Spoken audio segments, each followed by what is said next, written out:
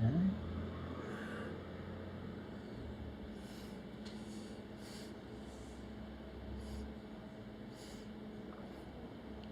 Hey everyone, how's it going?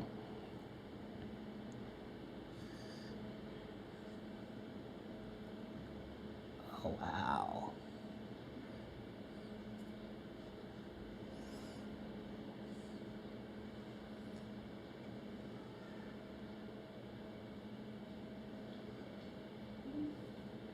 Kitty.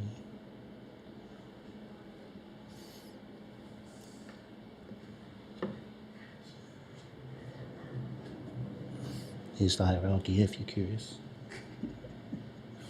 Samsung, Slate 7, iPhone, Action 4 for the camera.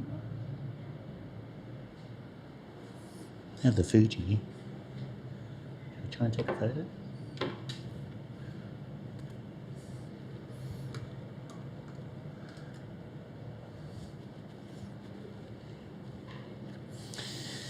What are the odds that this is going to work? Oh, red light, not good. Not a good sign.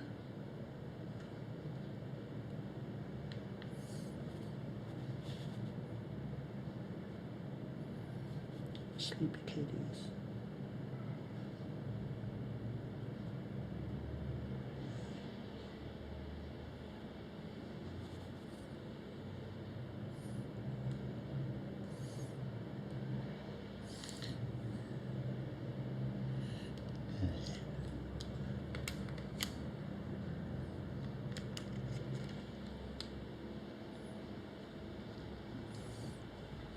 Okay, cafe, yep.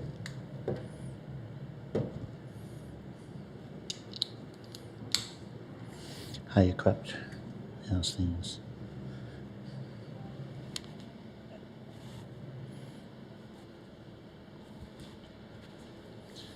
Okay, let's try the Fuji again. Any luck? Yeah.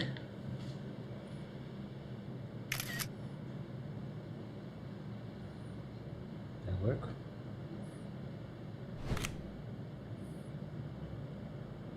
Don't know if they worked. Oh.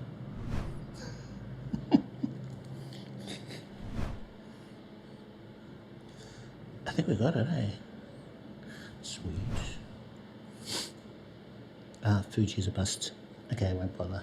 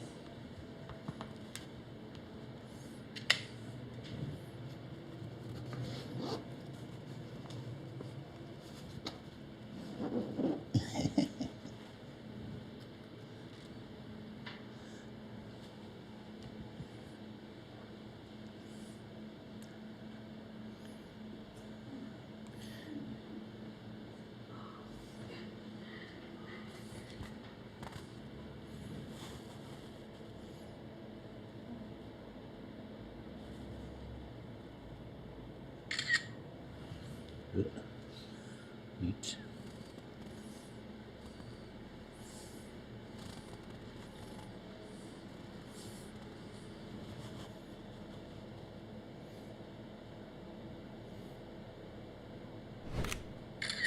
Oh.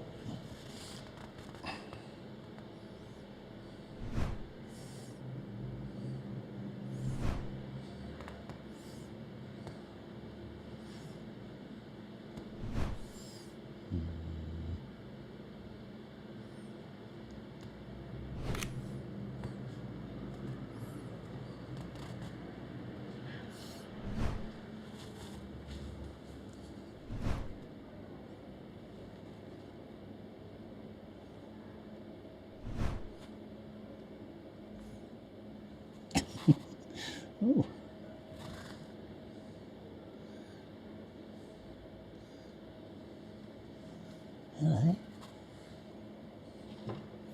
Whoopsie.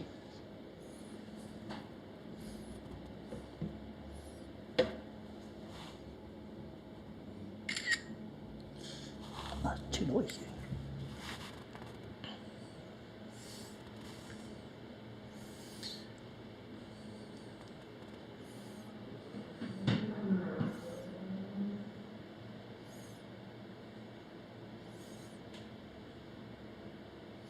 Phone speaker has been muted. It's not supposed to make noise.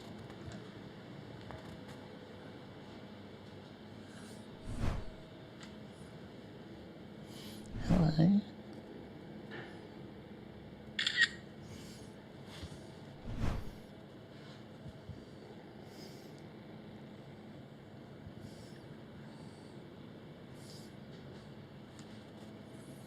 Hello again.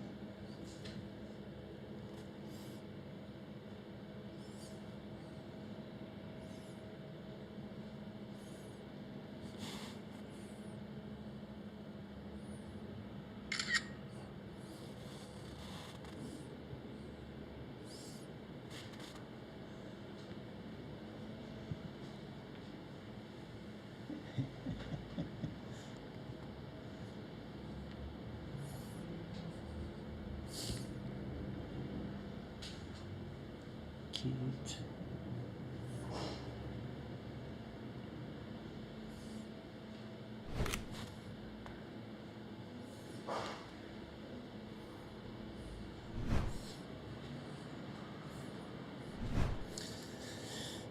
See if you spot any of these kitties. Washi, cupcake, adoption star, Zoe, Jelly Pearl, Catman, Mickey, Marsha, Umbria. Whoa. Pokemon name. Oh, they all look like yellow eyes, that one.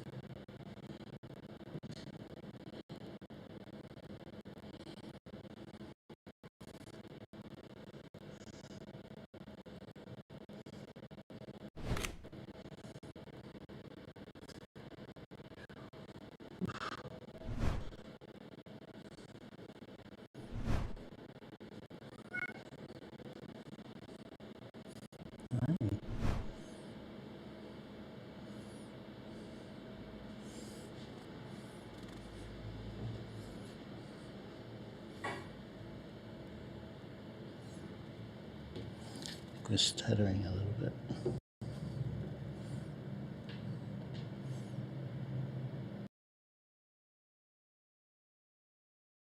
Have you ever wondered why your stream gets all choppy, laggy or blocky like this?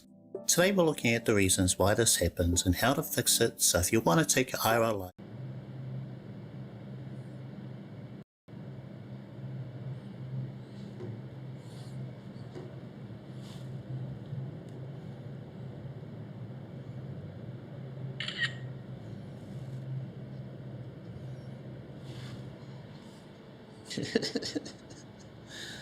Sure. Have you ever wondered? It's funny.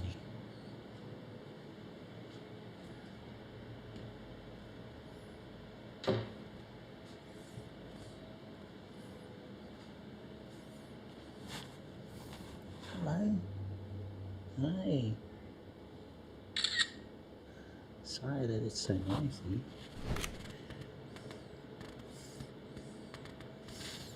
Okay, it's not photos.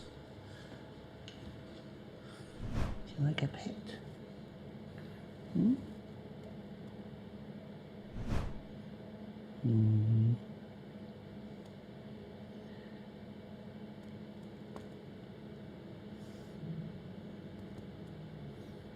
Cute.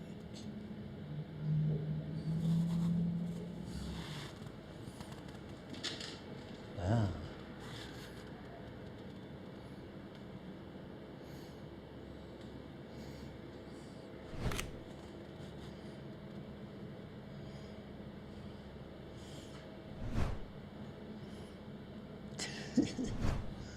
Stretch.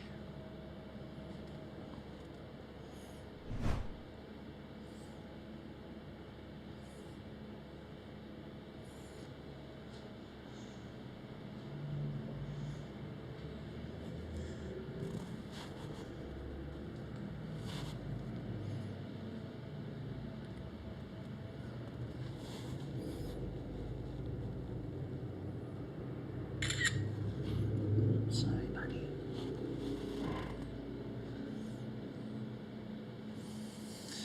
Hot, hot, hot, hot.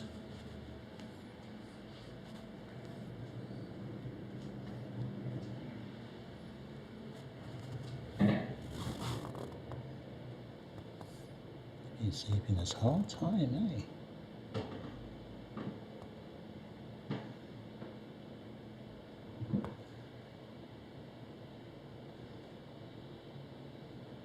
Oh, hey. Where'd you come from? Oh no, and they're knocking things off the table. Please don't.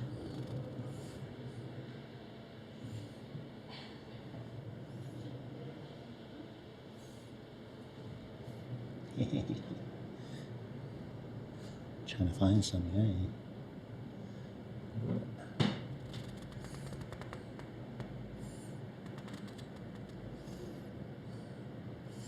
Don't sit on my gear, please.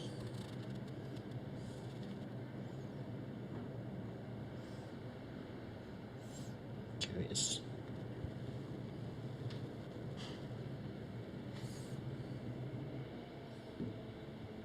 Oh, it's gonna jump down. Oof.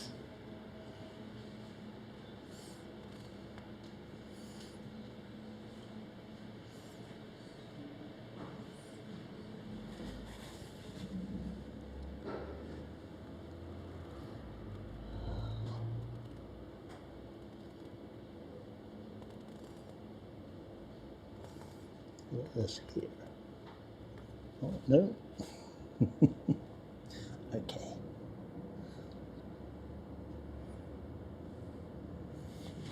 That's cute.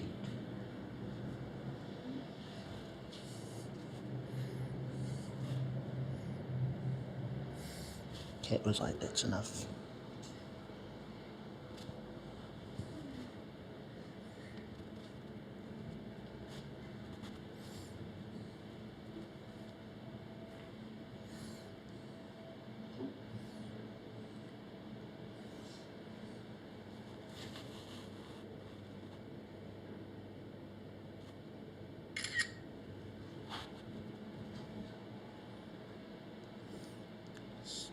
And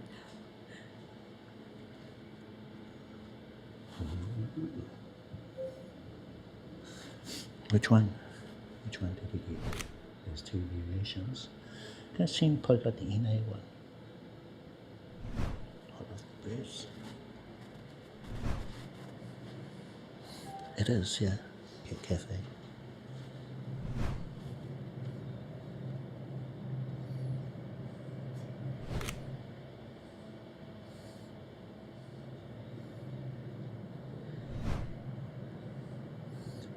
Sleepy kitties. Oh, hot.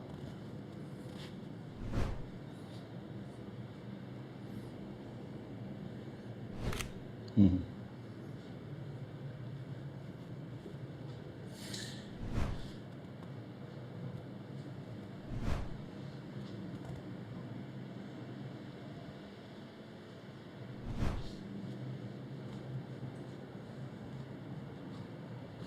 What's this? Like a water ball?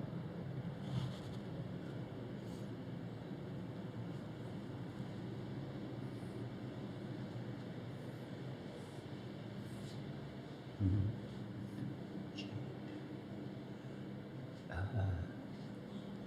Wow.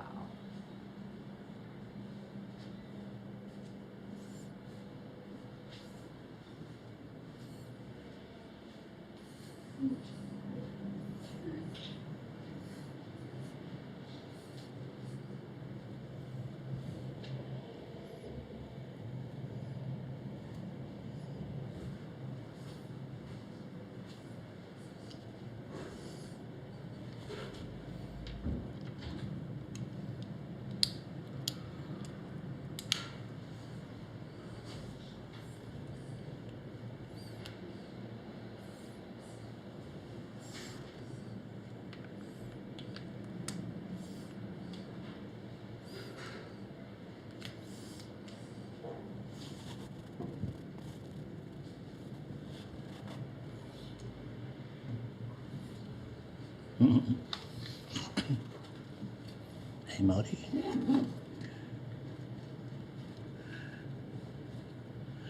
Let's go.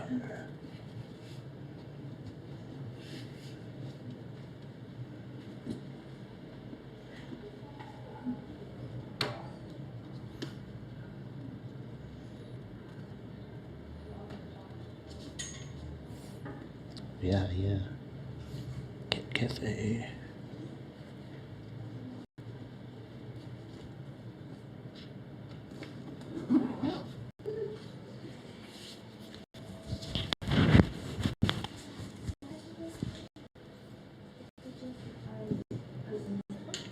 Oh, thank you.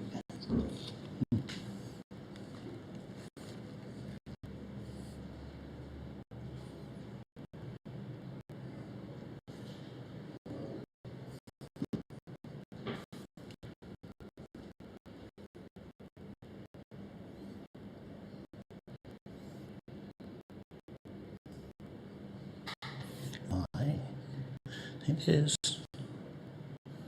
think there's about 3 in Auckland. Oh, stretch. Big stretch.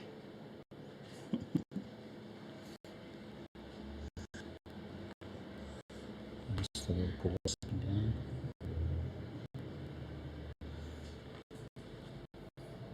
Tokens.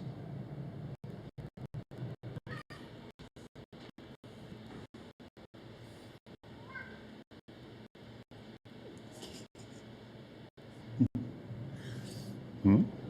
Oh. Ah, okay. I think I know. Good question, good question.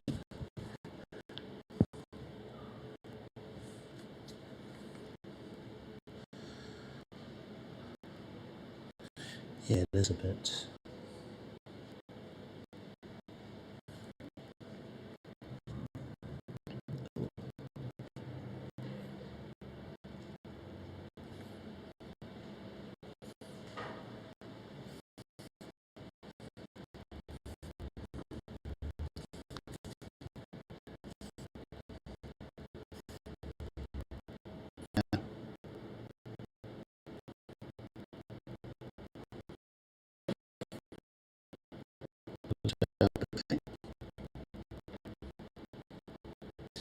Oh, no, my phone's sliding.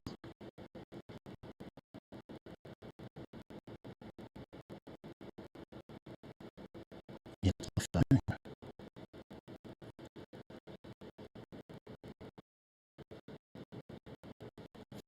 Hey,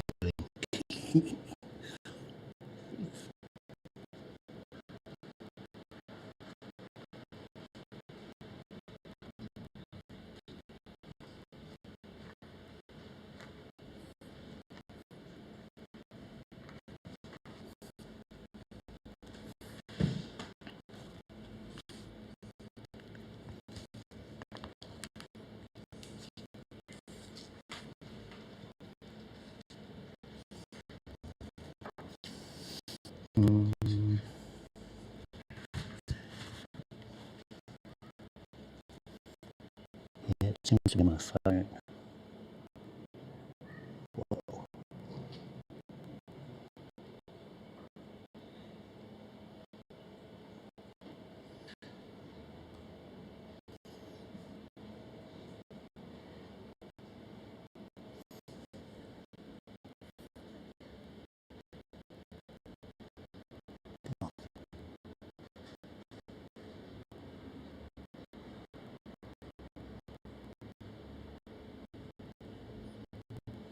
Yeah, my phone's lady is.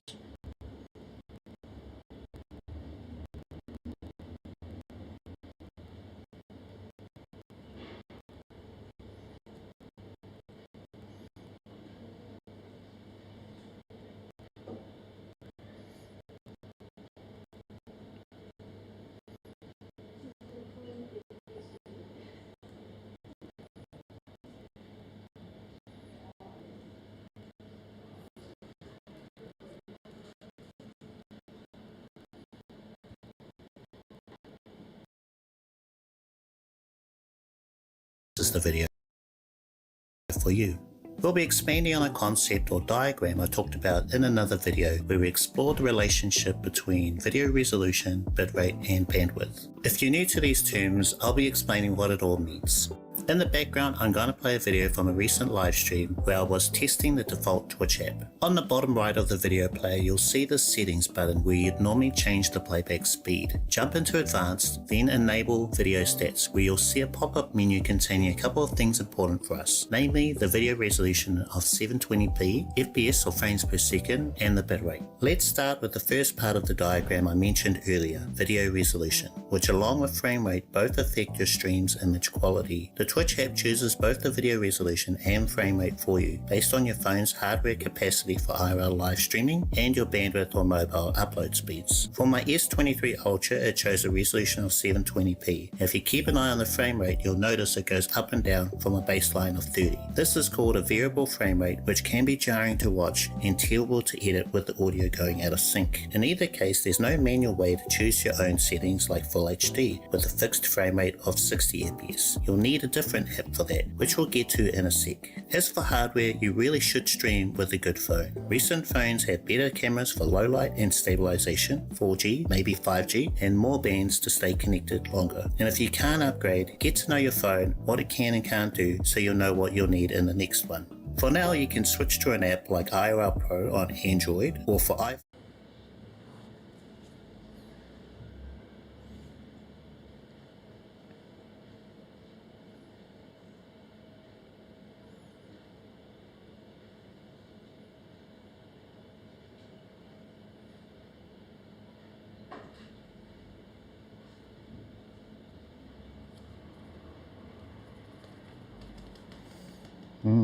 But something doesn't look good. I've got no overlays.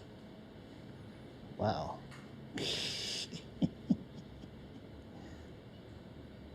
Wow. Is that a Moban thing? Might be a Moban. Okay. For my channel. Streamcaster. All these apps should give you an option of live streaming with a resolution of 720 or 1080p with a fixed frame rate of 30 or even 60 fps. What you can and can't use will depend on knowing a few more of the basics. So let's move on to the second part of the diagram, bitrate. The Twitch app's take on bitrate is a bit like video frame rate. It goes up and down based on your bandwidth. When your bandwidth is good, the bitrate goes up. When it's bad, the bitrate goes down. In this part of my live stream, you can see the bitrate is around 2500 kilobits per second. The stream looks good until I enter this elevator where the bitrate drops below 1000, and well, it looks pretty terrible. Here the app is sacrificing stream image quality in order to stay connected, because the stream would probably end if you try to keep the good settings. For this, it would need disconnect protection, where a separate system monitors your phone's connection, like the bitrate. When the bitrate drops below a certain value, you might see a message saying the bitrate is low, explaining to your viewers why the stream suddenly looks choppy or blocky. When the bitrate gets to an even lower threshold,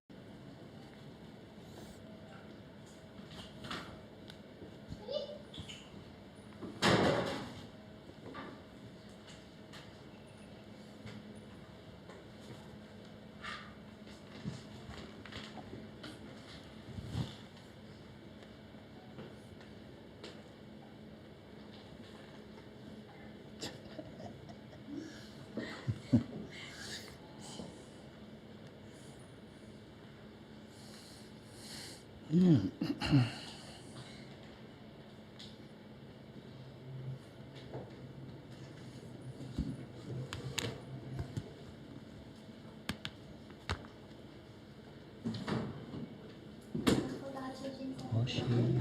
May, Zoe, Richie, Chris, Cindy, Isaiah. I think I saw those two. I swear.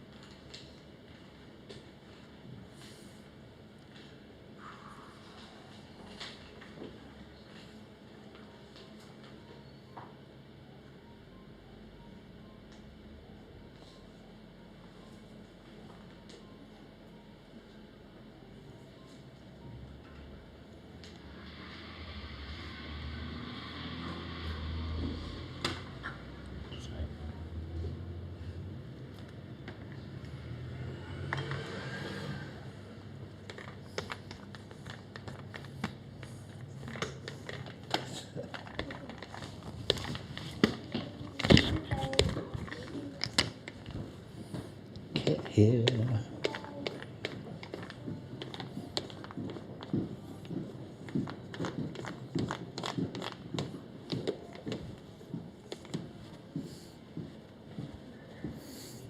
I think that's most of it.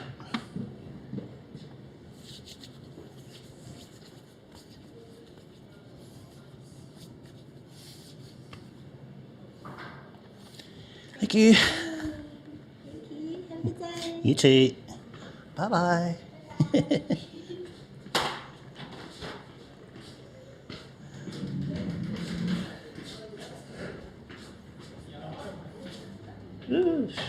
Right.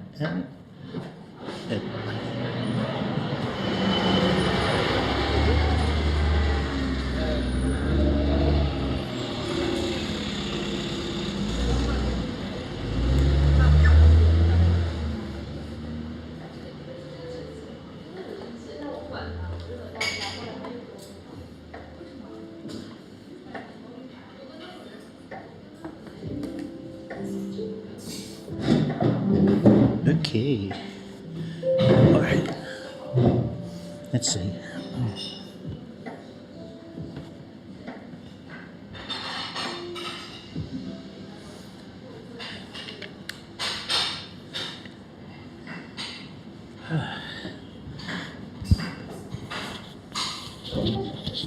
Okay, it'll be a little bit easier once I finish my drink. We'll be able to talk about the setup, some of the glitching that we're getting, missing overlay. So I'll get into that in a second. See the cup?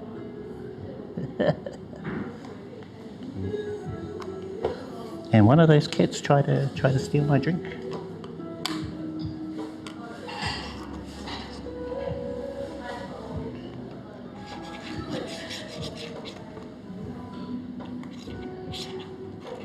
How are you guys?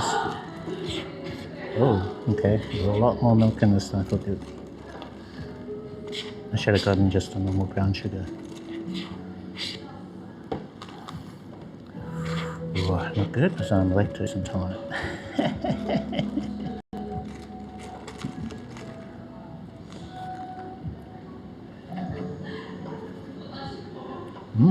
Yum. Yummy.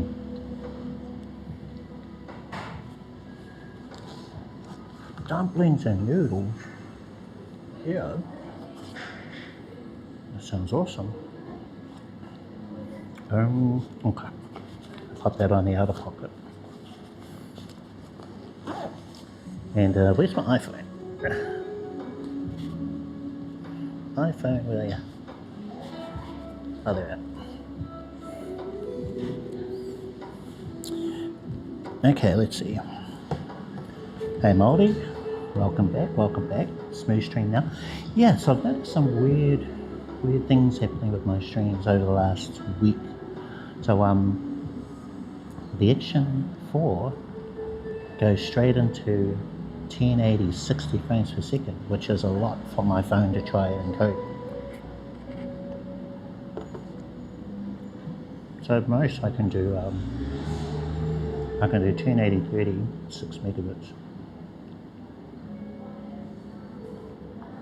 BotRix restream. That's wild. My chat's completely disappeared. Yeah, also, when I was starting to glitch there, I think that was partially because the Action 4 was in 60 frames.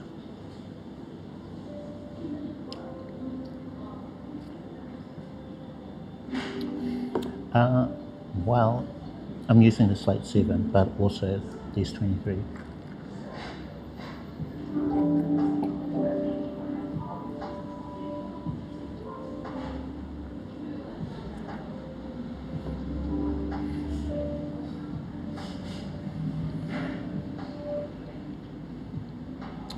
Is that these 23 or the iPhone handling stream? The Action 4. Oh, you mean for the video? Yeah, Action 4. So that's my setup now. I've been using it for a year, I think.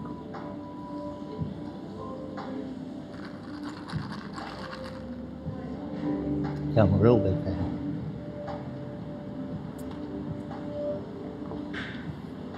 But it's not very good in here.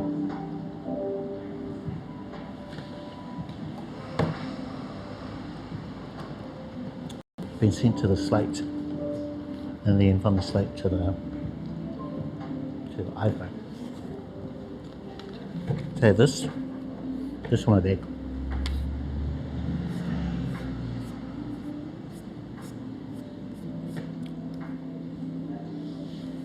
Actually, I might go find a park. Somebody just sit down there and can talk about it all.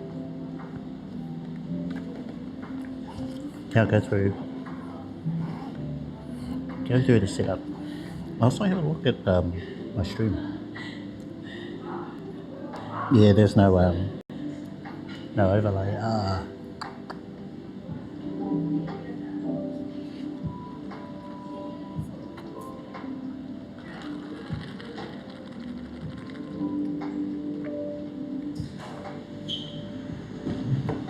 I'll try and fix that too. Maybe we'll head up. Yeah, we'll head up now.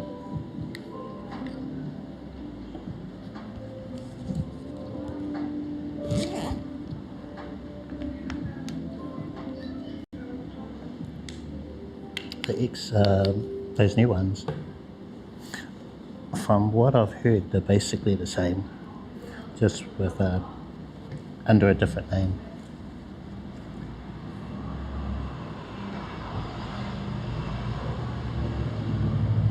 I'll stick with the Action 4. I don't know if they got an Action 4 variant. I know they got a Pocket 3. Don't know about an Action 4. Maybe not. They might have just went straight to the 5 Pro or the 6.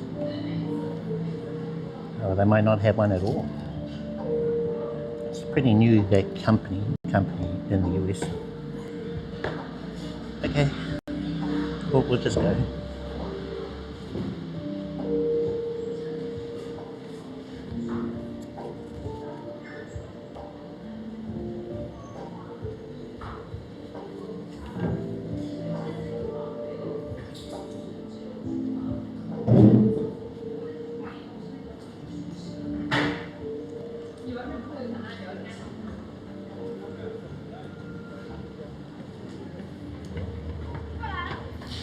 Woo, boy. Okay, so, hi guys. I suppose I can do a proper intro now. I kind of felt like I had to be quiet in there because there were other paying customers in the cafe. This is the place. It's called Cafe Mao. It used to be in a different part of Newmarket. That's where we are at the moment. So I went there and then had to rush all the way back. This was a much better spot. It was right beside the train station. So I came running out of here where you catch a train, and then I hid in that direction about 2 blocks. Saw that that place was being renovated, their old location. Gave them a call. They gave me the address, which I should have checked, you know. So that's totally on me. But it only took like 5 minutes to run all the way back here again. See the cats? See the cat paw just hanging down? Cute. I only got a short session this time of 50 minutes. Which will give you 50 minutes, hang out with the cats, a coffee or drink. I chose to get one of these, which is a bubble tea. Although this is a milk tea with pearls in it.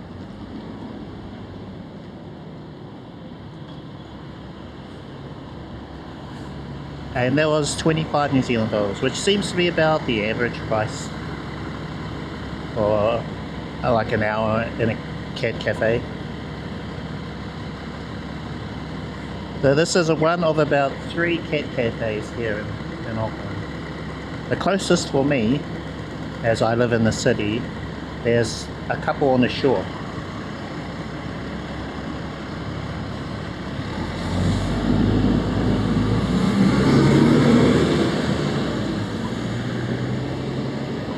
What was that? Yeah, hang out with the cats and a drink.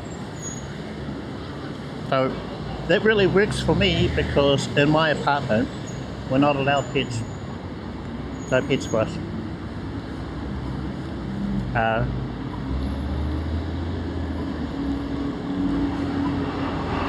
So that's pretty cheap considering the cost of a little furry free. You know, gotta look after them, gotta feed them, gotta take them into the vet every now and again. That's a nice trade-off, and if you can adopt one, you can do that too. There was a wall of kitties. They were up for adoption. I like this new place.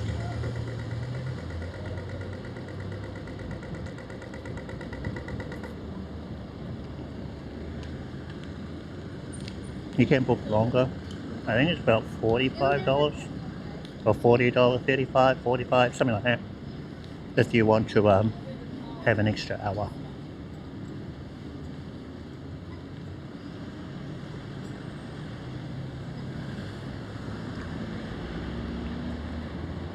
I think if you did want to go to a cafe, there's this one.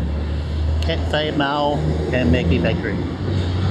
So the cafe bakery is in the bottom floor, and then the cat cafe is on the second floor. You can book online. Arrive for your time slot, pay at the counter, they take you up, and that's just about it.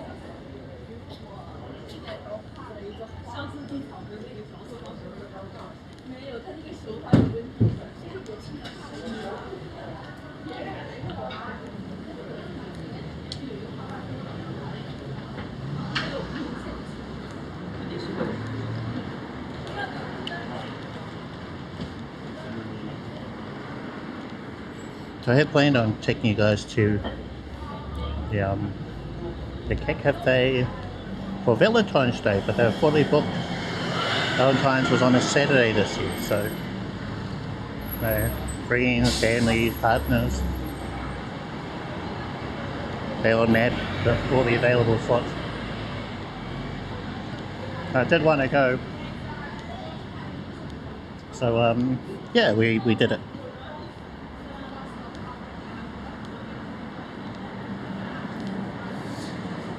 Yeah, also something different to do.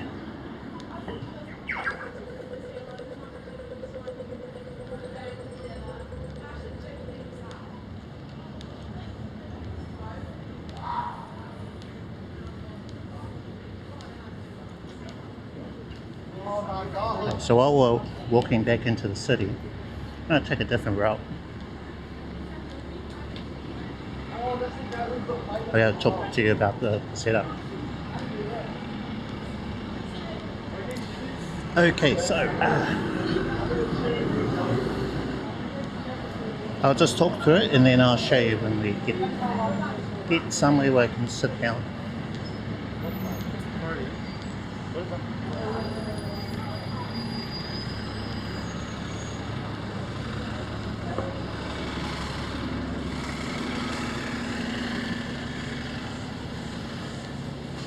So today we have the Action 4, that's our video, got the mic mini for our audio.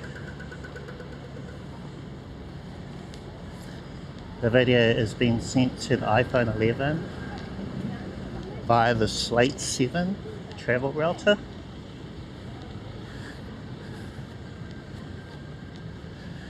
We've got the S23 Ultra with the mobile hotspot enabled,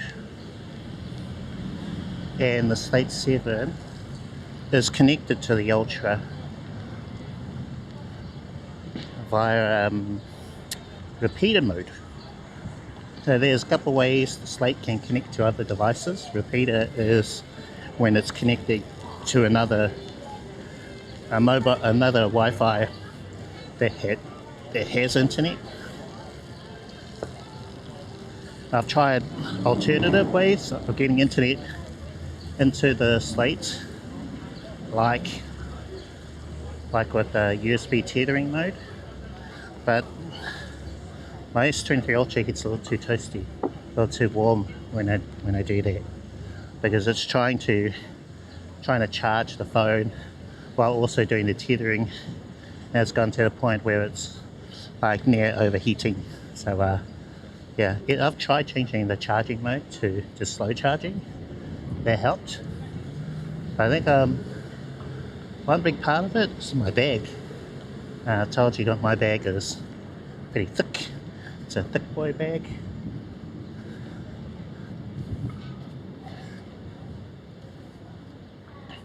Yeah, so all my stuff that's in my bag just gets real warm. Real toasty.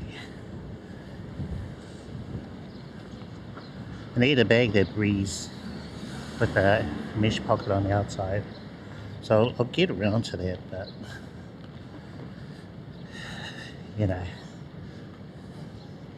need to figure something out. I do have an old bag which I could have modified to have a mesh pocket on the outside, so I might do that. I wonder if it'll be cheaper to just what do you call it, make a new bag from scratch. I might ask that, go into a seamstress. I think it was Deadly who suggested that. Take in the cheapy bag I have, and then ask them, is it cheaper to modify or cheaper to make a new bag? There he is.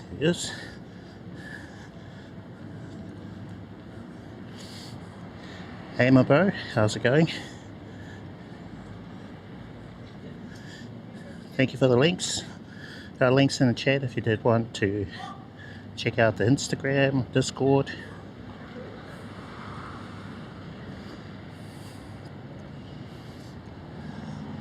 Okay. Good, that's the one.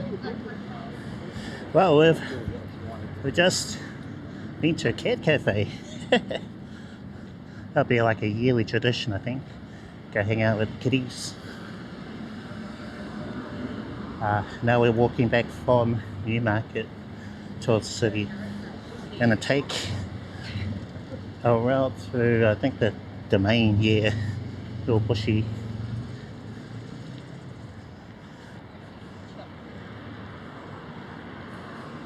Different path. Yeah, I'll do that. And I'll go through the current setup. What were some of the glitches that happened while we were in the cat cafe? Took some IRL, took some gear like the Mudi 7. Yeah, again the steps are for sure. I caught the train in, thought about streaming that, but I needed to head to the cafe first. Got our bubble tea. Really good for the weather, although it's gotten quite a bit colder now. This is new. I don't recall this building being here before. Huh. Got these outdoor seats. Looks like a co-working here.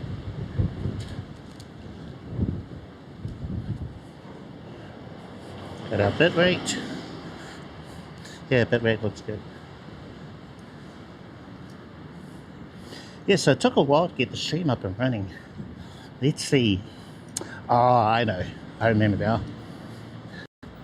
So I did my usual startup sequence, but for some reason nothing was reacting properly. So I have little chat notifications telling me what's happening in OBS, but I wasn't really responding. I wasn't sure if it was StreamerBot or if it was OBS. This is all with the self-hosted setup.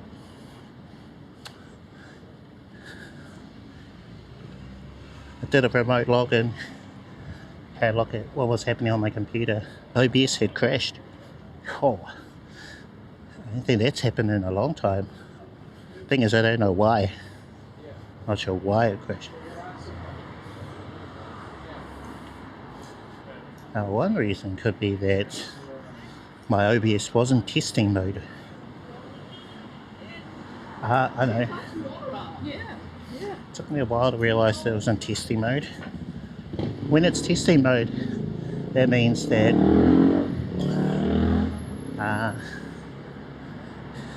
when I click the live button for OBS, it doesn't actually go live.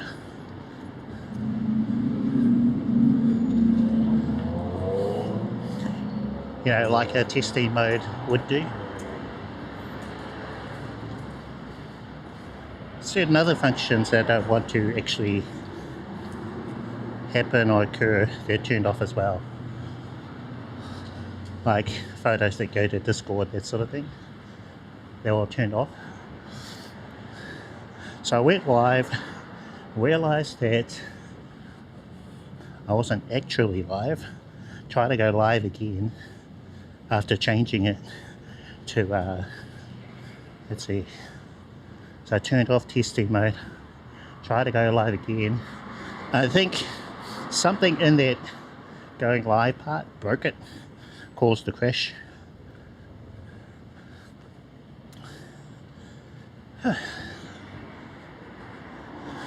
Eventually, after remote logging in, I have a script that will just kill everything. Kill StreamBot, kill OBS. And then I can reopen them, no problem. So that's what happened right at the beginning. I don't think you guys would have noticed that. But it kind of cut into my streaming time. Or my cat cafe time. So I wanted to spend more time with the cats, but then I suppose the vibes are a little bit different too, you know, because I was either hushed talking, like, hey guys, how's it going? How are you doing? while not talking at all.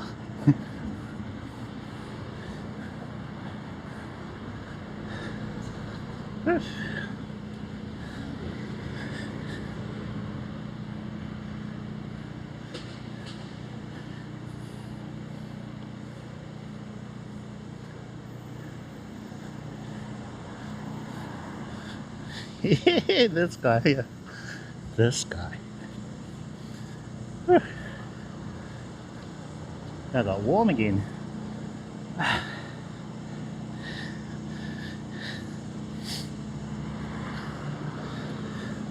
are we doing for our drink? Oh, there we go.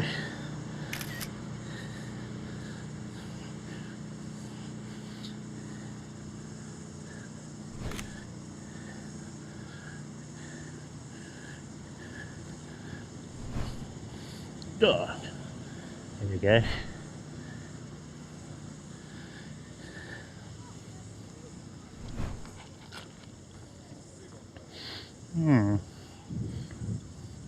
Which way do we want to go? I think we've gone the left. Maybe the right. I think the left is a little more scenic, although we kind of missed the museum. Okay, we're going to go this way. Whoa! iPhone's low.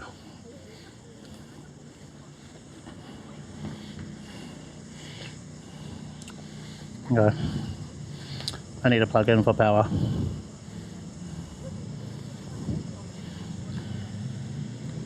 So that was the first part of the stream.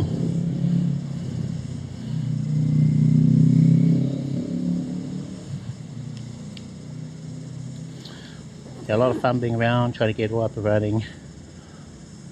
Good times.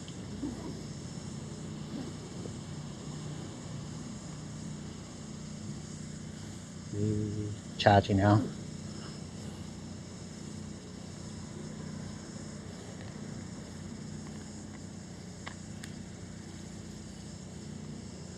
How's it going?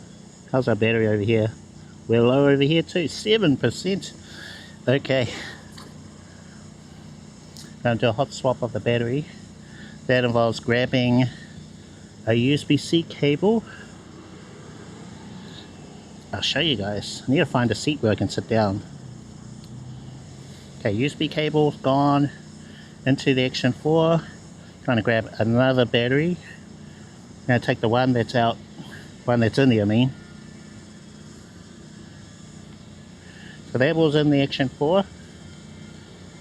Grab the spare battery, pop that in. And we've had no interruption to the stream.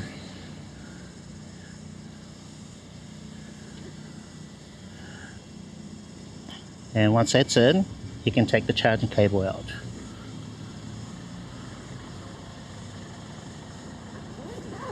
Right, okay, set up.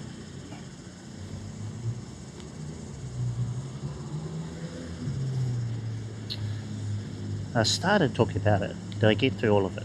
Don't think I did, so we'll repeat it. Okay. For our video, we've got the DJI Action 4, fantastic live streaming camera. It's my go-to now. It's replaced everything else as my streaming camera. Light, compact, rugged, it ticks all the boxes. Stabilization is great, light is good, low light, so-so.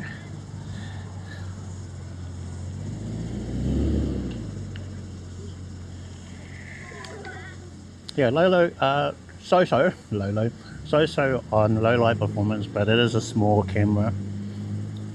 You would need like a full frame or really big heavy camera to be great in low light. It's a bit sus. A little staircase down there. Yeah, bit sus.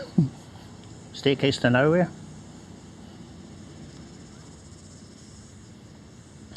Okay, anyway, Action 4 video. Mic Mini audio connected directly to the Action 4, so there's no desync between our video and audio.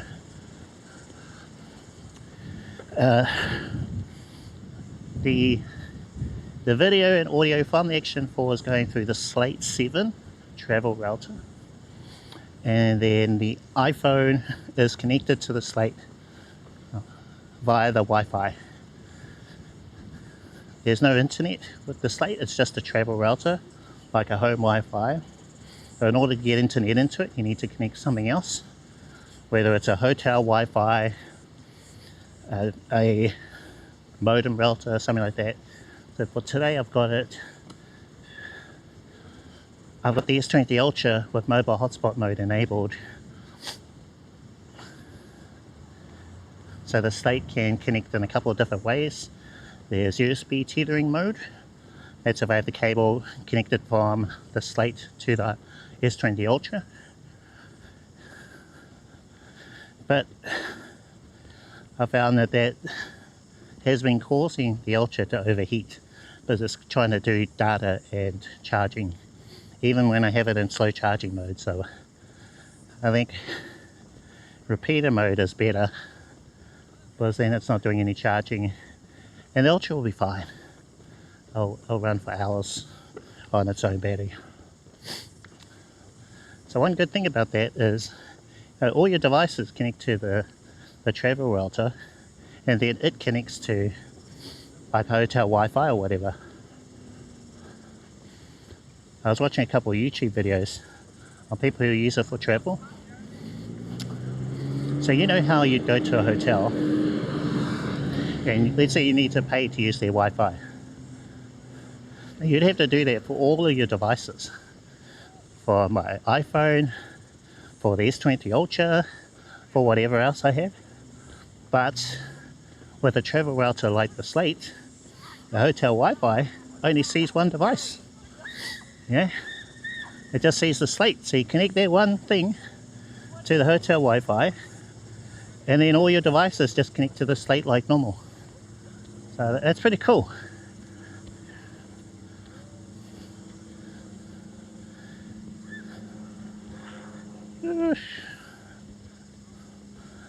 Yeah, so when I have a trip later in the year, they'll come in handy.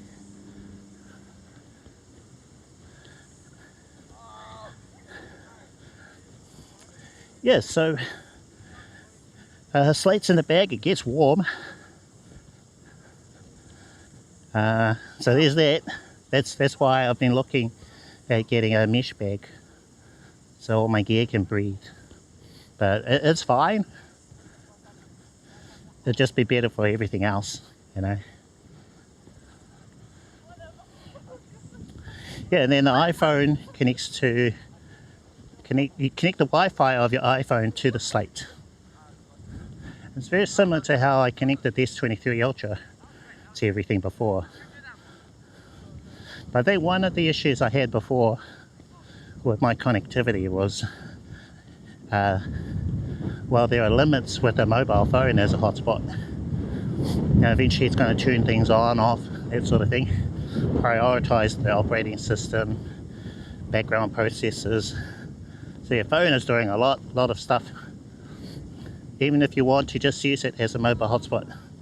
Whereas devices, travel routers and such, that's all they do, you know, keep it simple.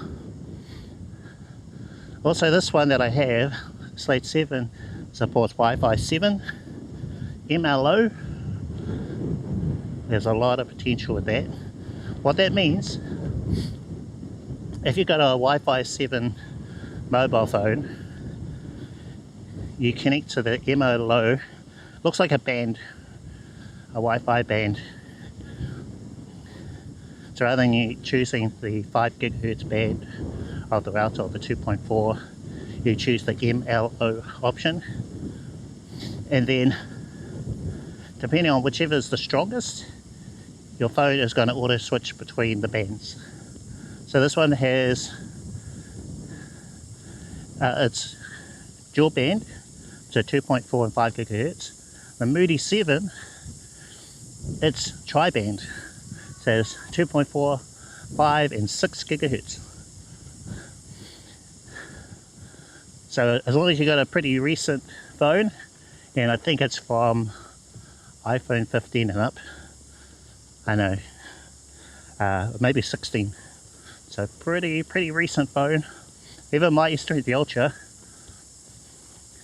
has Wi-Fi 7 capabilities, but Samsung haven't turned them on. Oh, I wonder if the Wintergarden's open. Probably not. I think it's a bit late. We'll go by, have a nosy. I think I'm going to put my bag by the door.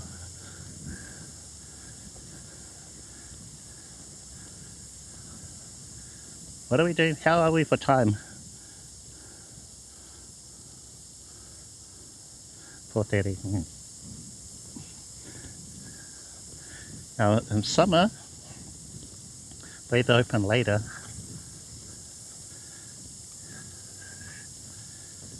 Whew.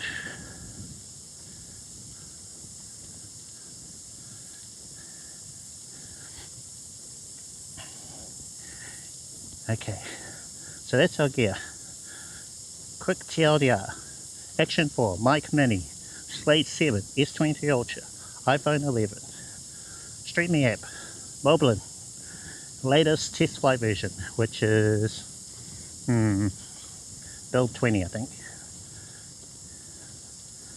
30.2008, 2020, I forget what version that one is. I've got it on my phone actually. Let's have a look. Whoa.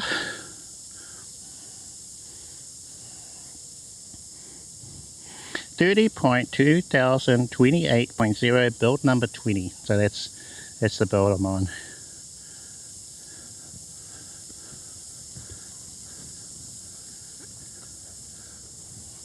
There's a new technology that they'll be working on, protocol called RIST, R-I-S-T, and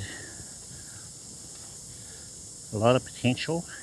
You'll be able to stream from your phone to OBS without something in the middle. Wow, something that costs.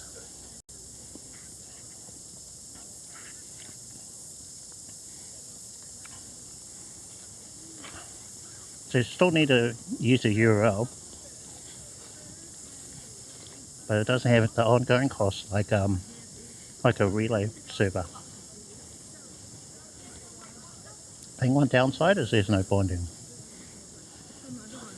at the moment. The way things are going,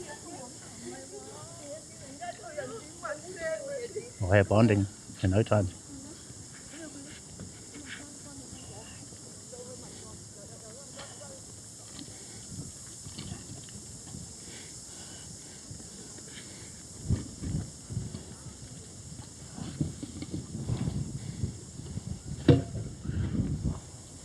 Okay.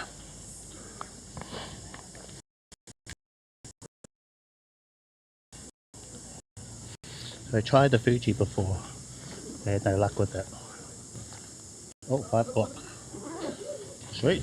For half an hour.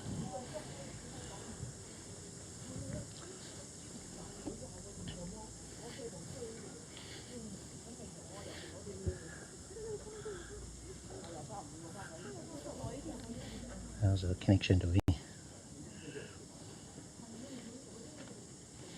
No, it looks like we're a bit choppy. Yeah, very choppy.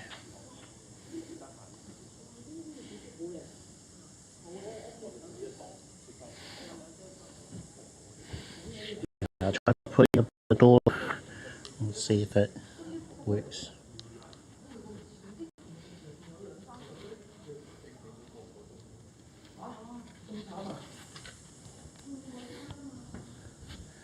There's the bag.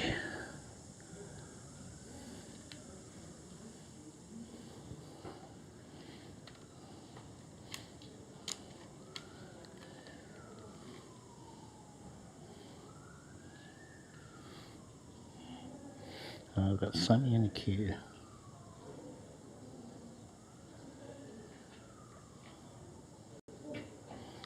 On suspend mode, upload status, back, transfer queue, pending. Reset transfer queue, yeah, we'll do that.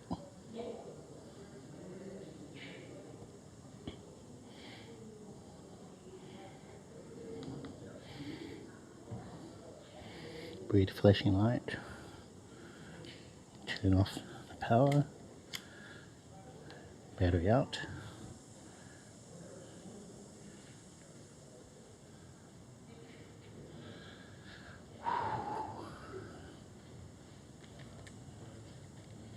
Battery back in. No light. Power on. Read flashing light, not good.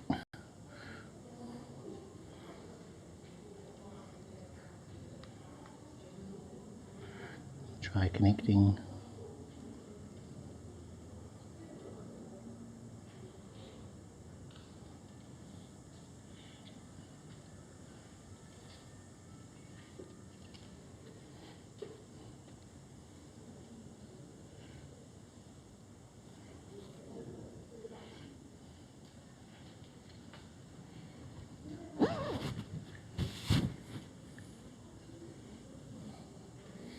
What are we doing?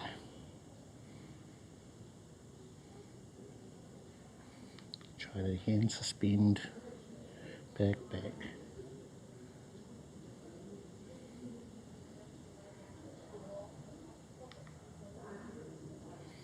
Actually, I'll try connecting to the 2.4 gigahertz band.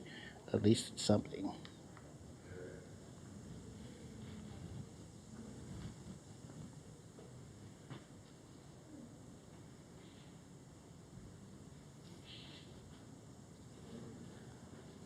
Okay, success. So we've got something.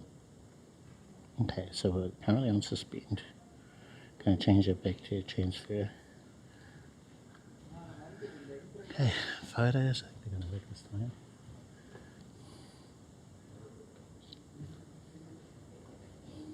Change our mode.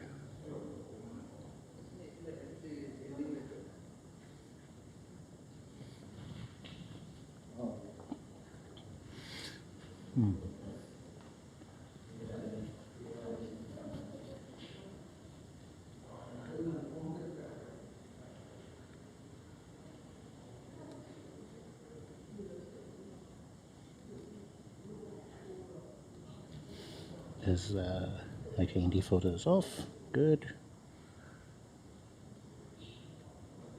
Speed faster. It'll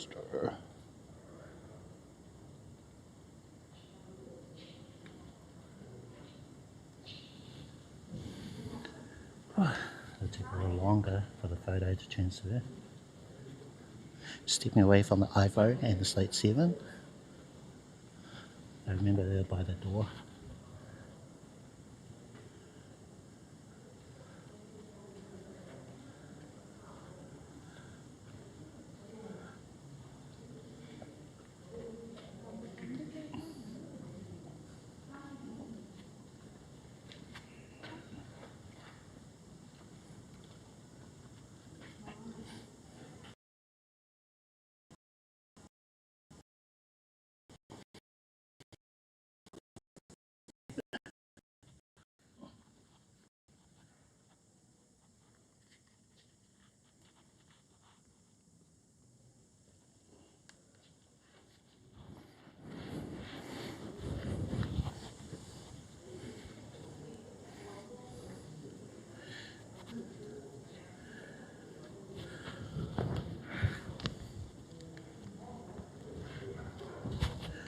Okay.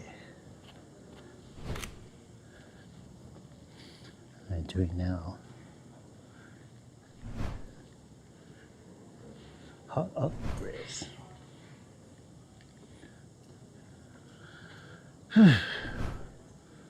Boiling.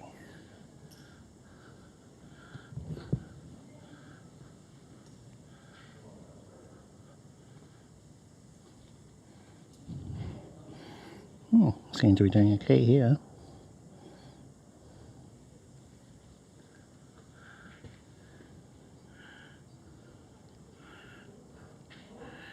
Yeah, same. Like usually, all kinds of problems. Now how much of that can we put towards the slate?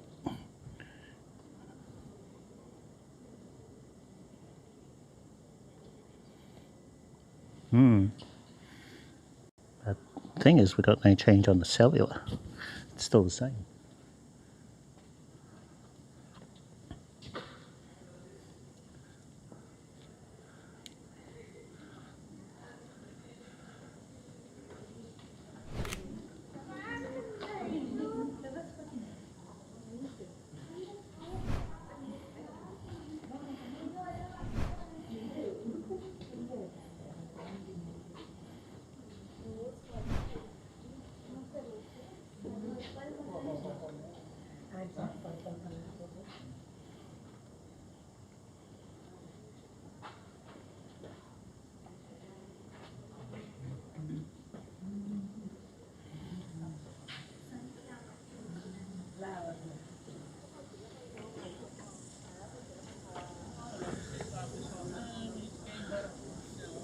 I've been smashed out here.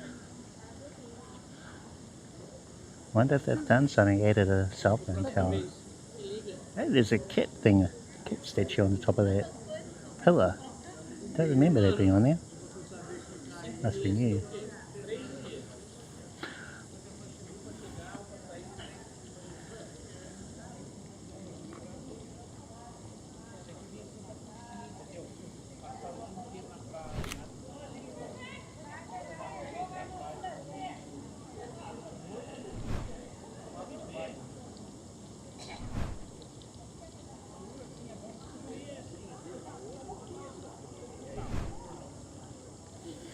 Wow.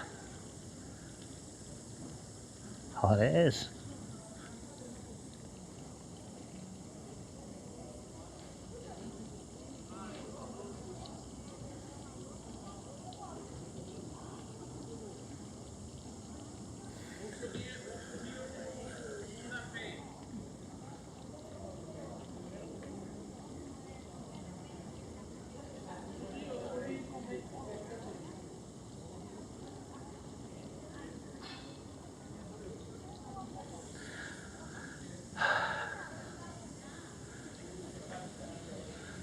Temperate house, 1921.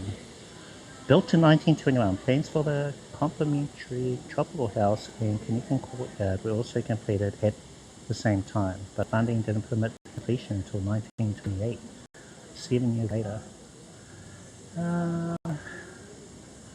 So contributions which allowed the project to be completed. Official opening was on May 2nd, 1928.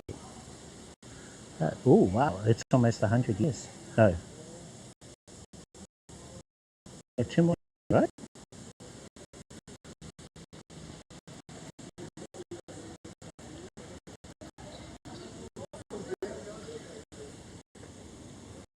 $100. I had a little bit of glitching there.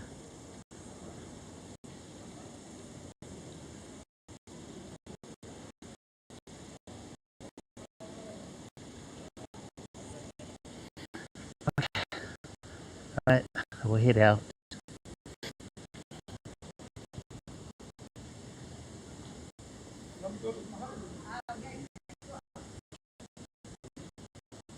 Whoa.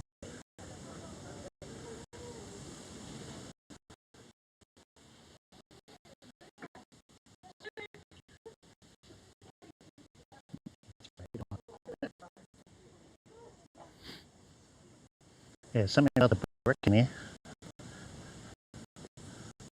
Yeah, these little brick things always causes some kind of glitching. Tick. How's it going? Is this, we're on the self-hosted setup today. Thought I'd switch back. Oh, actually, my Fridays will be the self-hosted, and then other days will be whatever, testing OBS in the cloud, mobile apps. Be a little more experimental with them.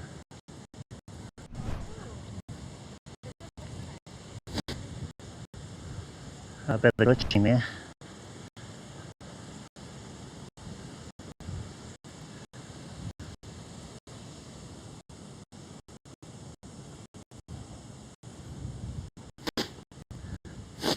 I'm a little afraid to bring up the screen share just because of how the gear's been playing up today.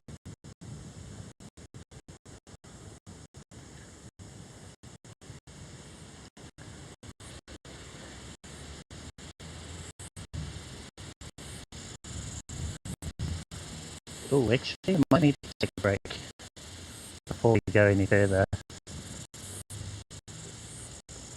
I know, there's a place up here. We'll use that.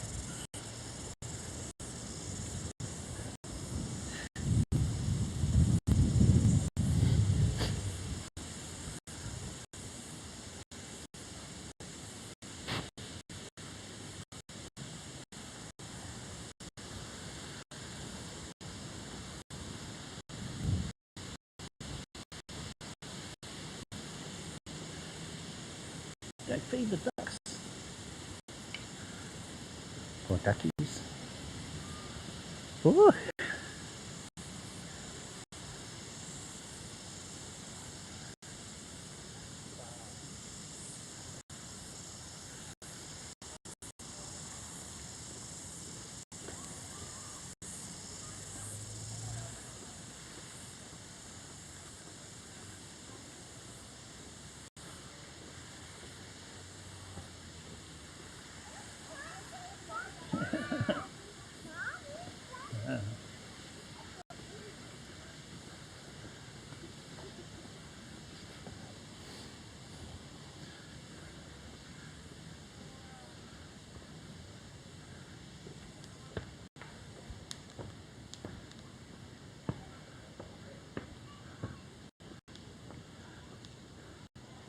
Just open?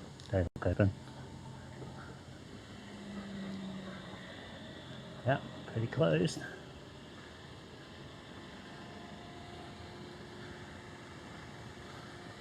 Guess we're going back to the Wintergardens.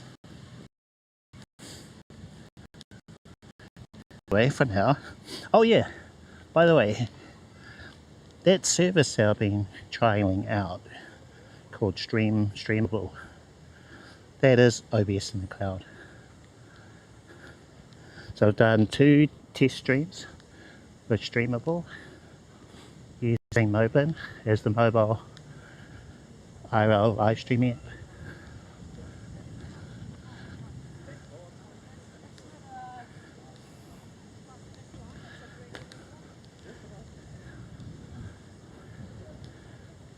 Here you have remote access, you can log in, make some adjustments. I think that's what's caused our problem with the overlay. Nah, nothing like it. New Zealand is green all over. Don't you mean Australia looks like New Zealand?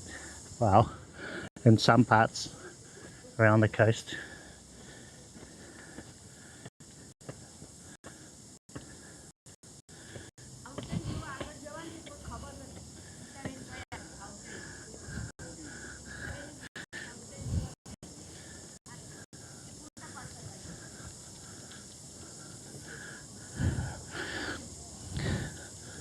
Alright, quick break, be right back.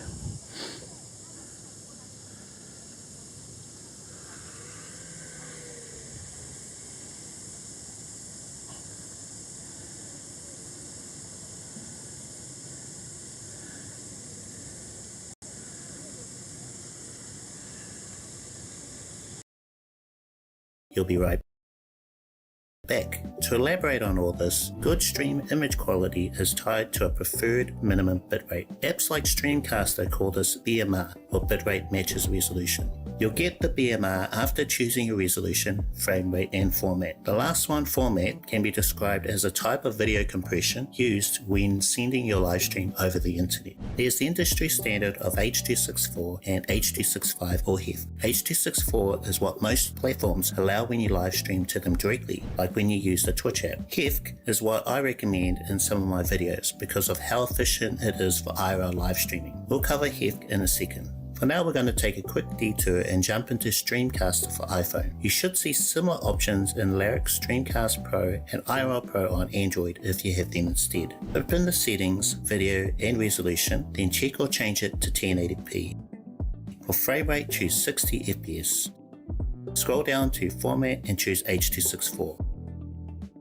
Then check or enable bitrate matches resolution. Just below the toggle button you should see the BMR recommended bitrate of 4800 kilobits per second. It's not important if your numbers are different because everyone's probably using different apps and phones. What is important is how they change for your phone when you change the settings. Now change the format to HEF and you'll see a new BMR. For me it's 2400. This tells us HEF doesn't need as much bandwidth as H.264 to provide a similar looking stream. I should note this is what the Streamcaster app recommends. IRL Pro and Android suggest higher values, so if you manually input a bitrate that's in the ballpark of what they suggest, I think you'll be fine. But it's easier to let BMR do its thing for you by leaving the BMR enabled. That's what I do. With what we've seen of the Twitch app so far, let's open Streamcaster again. Choose a resolution of 720p with a frame rate of 30 FPS and format of H.264. If you're wondering, streaming directly to Twitch with the format of HEF causes an error because it's not currently supported by them. The BMR should be a bitrate of 2000, confirming what we saw earlier. Remember, when the bitrate dropped below 2000, the stream started to look bad, then really bad, as it no longer had the minimum bitrate required for the resolution, frame rate and format we started with. Since the resolution can't be changed after you started streaming, the Twitch app chose to lower the other numbers in order to stay connected, but at the cost of a choppy and worse looking stream. If you'd like some homework, compare what BMR you get when choosing a resolution of 1080p at 30 and 60 FPS with a format of H.264 and HEF. Then repeat this again for 720p. I think you've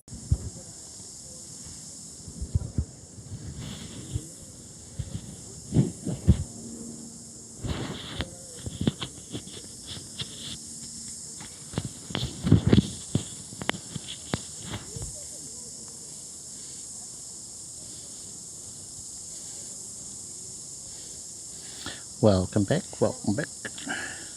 One second guys, and just take out my hoodie. It is a little too warm. Too warm for the hoodie.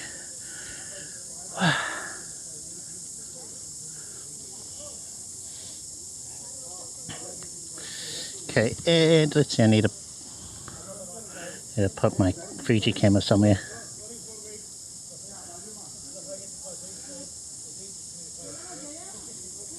So power off, and then let's see, should be room in the bag for the Fuji.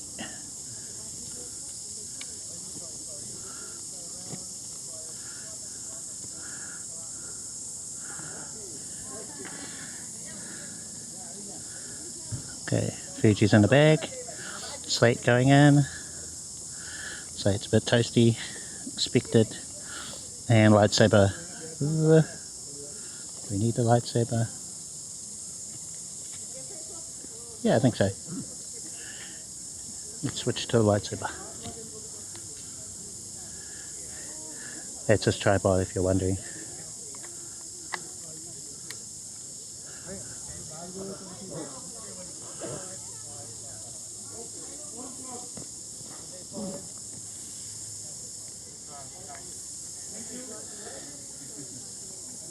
Hello. How's it going? This guy. Bitrate looks okay, yeah. Round trip time. That's that second number. 26 milliseconds. Good. When you get into the hundreds, that's when you start seeing major glitching. Right. So we need a table, something to sit down. I'm going to show you the gear, talk through that a little bit. And I want to walk through the domain. So we could use one of those chairs, but nah.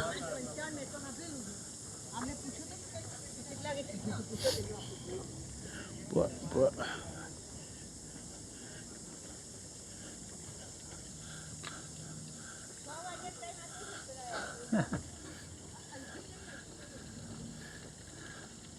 Here's the throwback.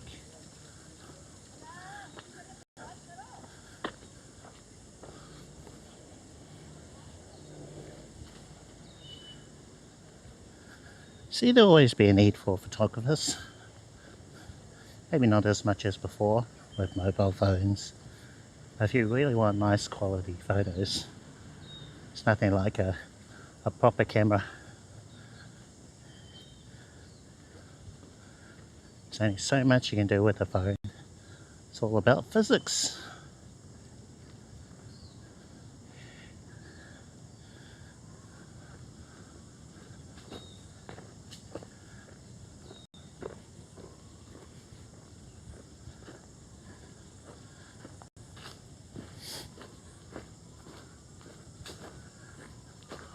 There's a bandstand thing up there. I think they might have a table, somewhere to sit down. How's the steps going? We're currently on 6,000 steps. Pretty good.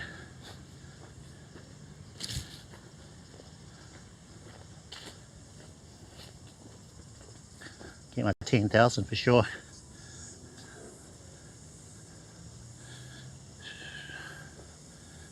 I think that bandstand is too popular. We'll just keep walking until we find a table.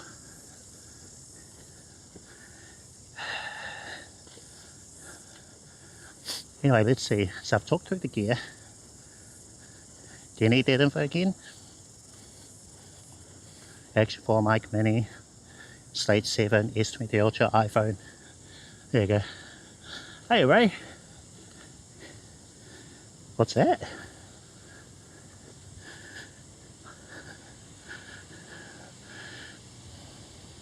You got me. 5k. What do you mean 5k? Oh, you mean steps. There's the day up. Maybe got no more day left to try and beat me. I've got plenty more hours to go. Yeah, it's 5 PM for me, so I've got 7 hours to go in my day.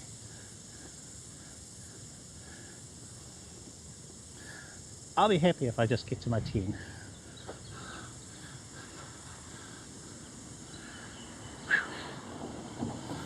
What?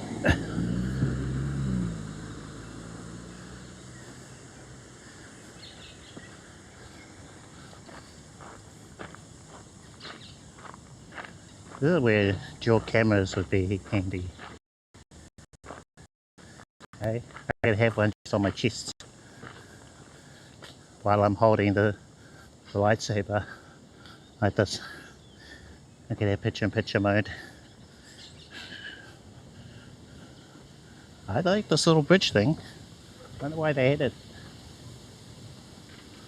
Does it get really wet around here? Maybe?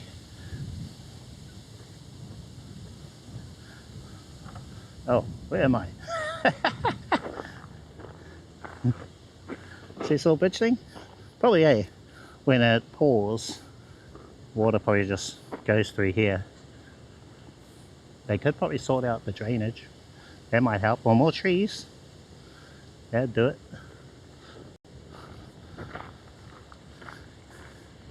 Hey, what? Get a 2 action 4s.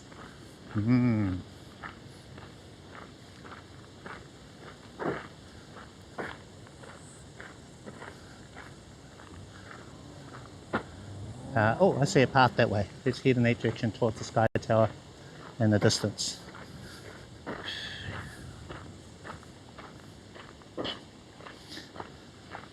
Actually, you know, I could have done a dual cam thing. Could have had the Action 4 on my chest and the Pocket 3. Might try it. Yeah, I don't think I've done that. Not a proper picture-in-picture stream. So we could give that a go.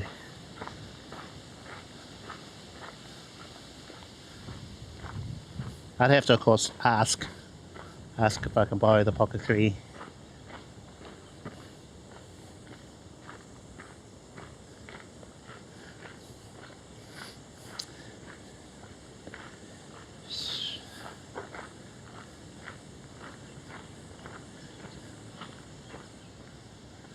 I got a low light event coming up. I think it's either at the end of this month or next month. I'll try and get those details. But it's quite the trip.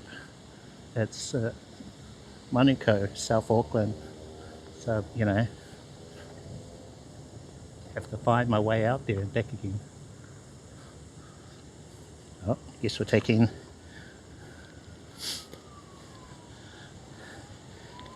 this way. Hey, Ford gang.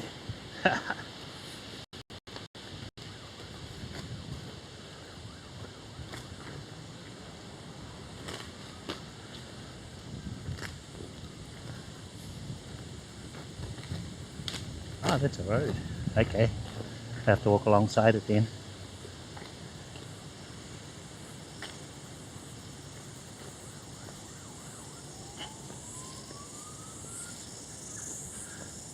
Oh, really? Okay. 3 devices? Crazy. Where do you have your Slate 7? What do you put it on? Or in? I think that's my problem. I need to figure something out for that. It needs to breathe, eh? I mean, that's what they say for normal routers. Have it in an open area, up high, that kind of thing. I don't think I can keep doing this where I have the Slate in my bag. It's just too warm in there. Can't be good for it.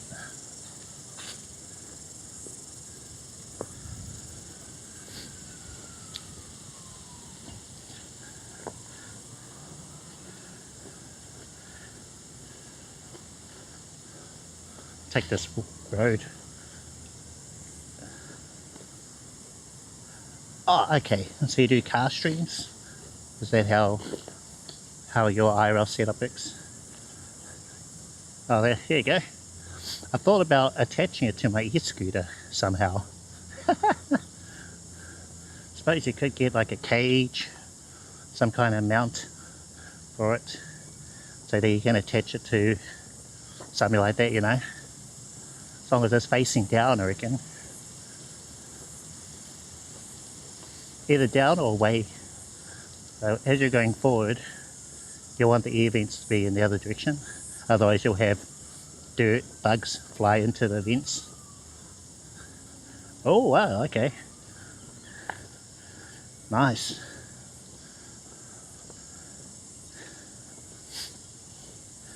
Right. So you got 2 action force, pocket. What app are you using? Do you have a Bella or Mobilin for that? Something else? There's an Semi. Use all sorts of stuff. You can have like a video switcher. Or like an 8 Mini or Roadcaster, whatever. Got lots of options. Should we go down the spooky path? I wonder if I twist my ankle, that would be very bad. Okay, we'll play it a bit safer.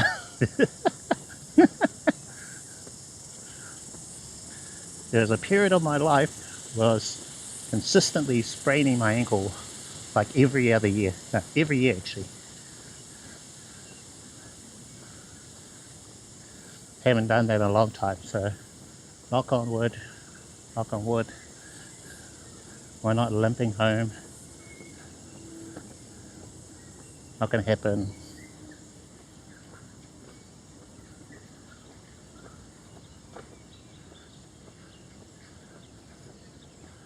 I am lost. Welcome to Maine, okay. Alright. Forest walks.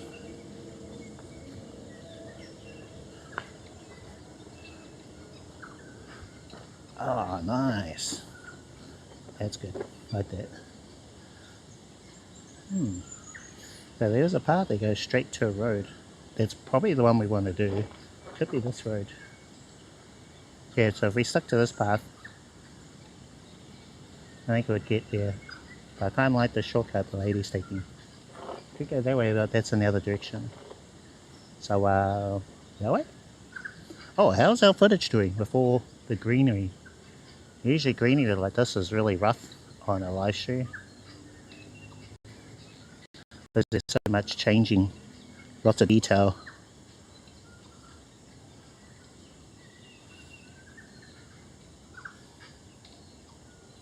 I mean, it seems okay.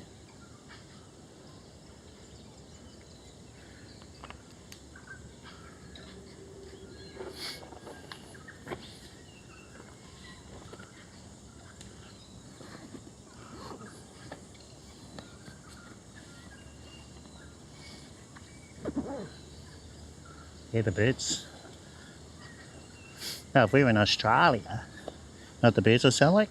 Wah, wah. Wah, wah. Wah.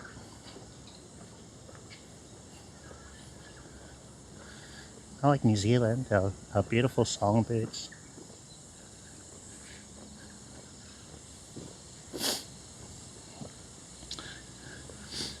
Go away, bug. So you're using mobile and direct to Twitch? No disconnect protection? Wow, okay. Bella box neat and good. Okay. Lots of ways to do it, eh? There's no one way.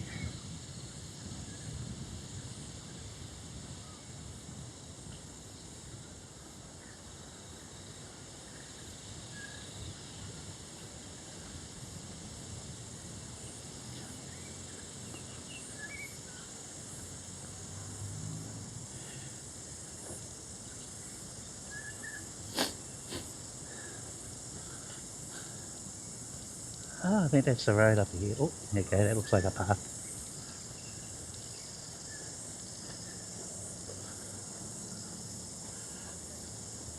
Not over here. I think you'll find that IRL is just a ongoing project.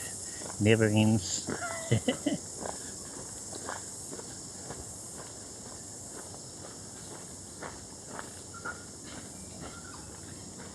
All the years that I've been doing this, it's changed so much.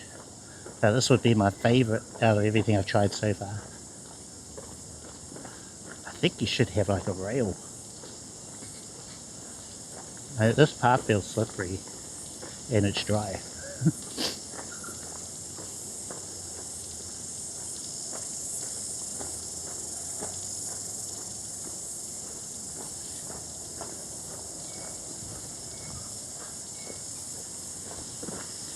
Yeah, Action 4, iPhone, mobile, their combo, fantastic. And then a good Wi-Fi, whatever you have in the middle. Well, your best Wi-Fi. So if it happens to be your iPhone, great, use that. If you've got another device, like a Slate 7, S23 Ultra, whatever, use that.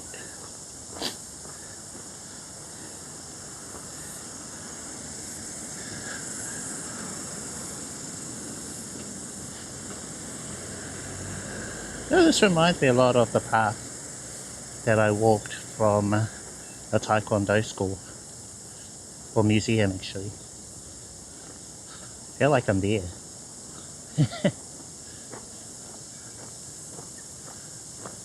Well, you won't see these there.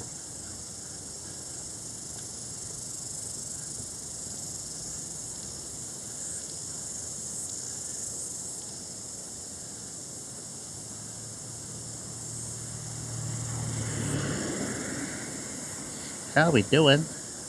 Okay, when we get closer to the city, I'll turn on the screen share. We'll try it.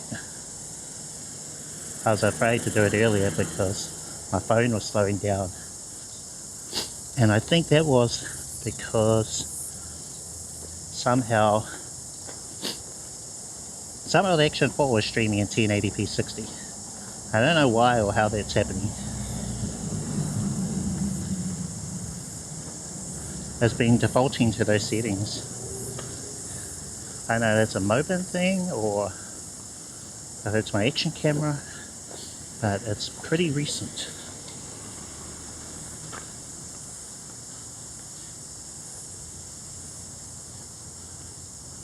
Hey, look both ways. Looks like we're okay.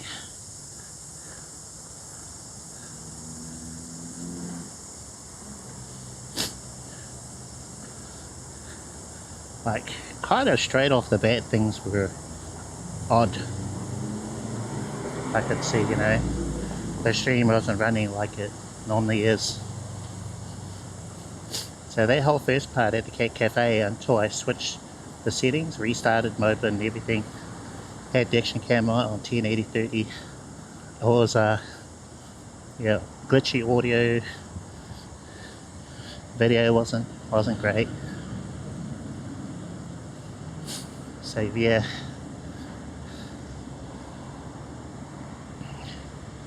got some links for the Discord. Trying to join us over there. Discuss IRL when I'm not online.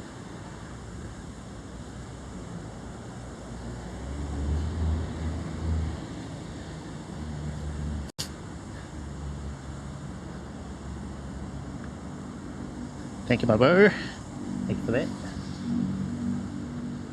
Anuka Dr. Arena? Huh.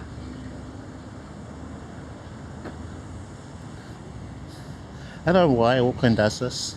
Got these old stadium buildings that they don't just fully renovate. They just like do a half-ply job.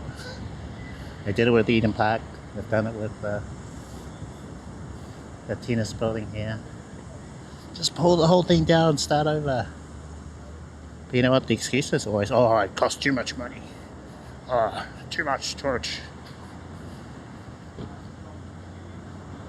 mean, it looks so ugly, you know? And sorry if you're one of the people that worked on it.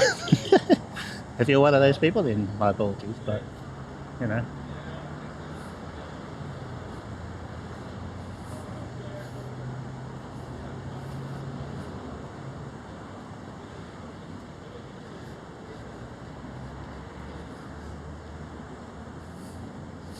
Maybe it's part of the architecture around if you graduated about 10 years ago.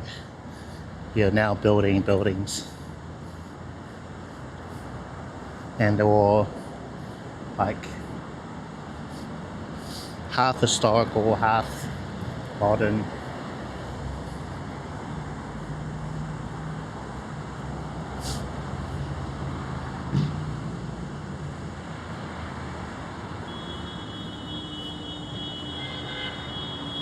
Beep, beep, beep, beep, beep.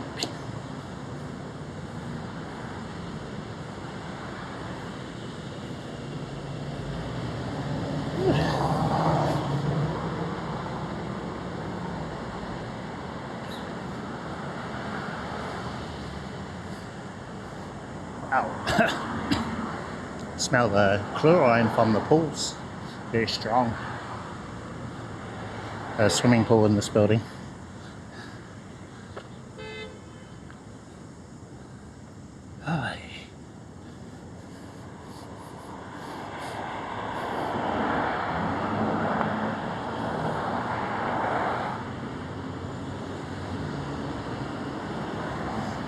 So I think there's a table up here. We'll have a look in the car park on the left towards this hill.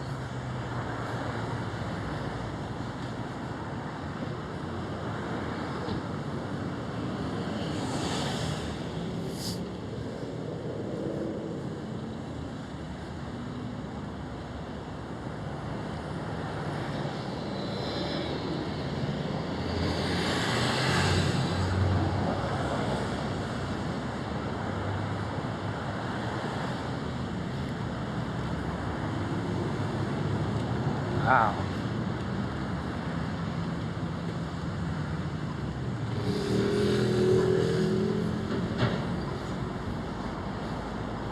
It's all different around here now. What I remember.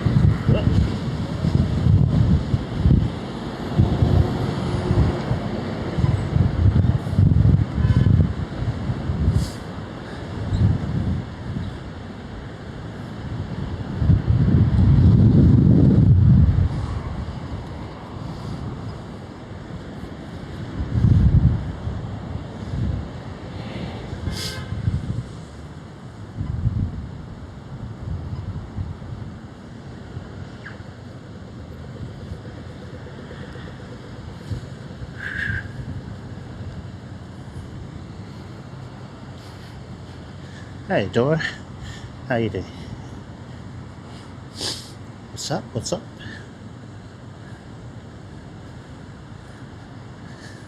How are you?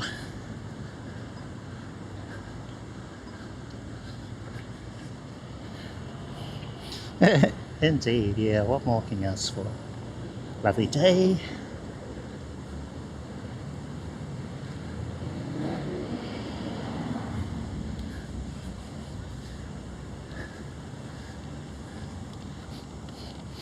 Hey, this one.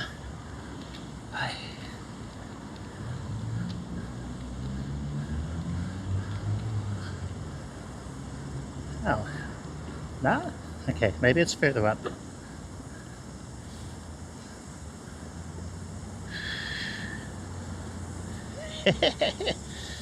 That's the one. Stretch.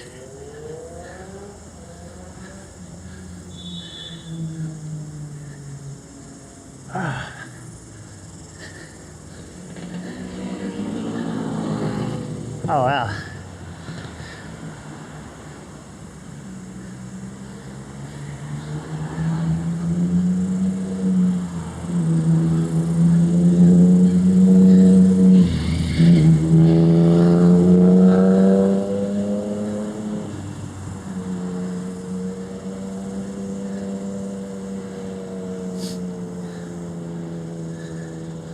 This is good, this is good. Wonder how we are on steps.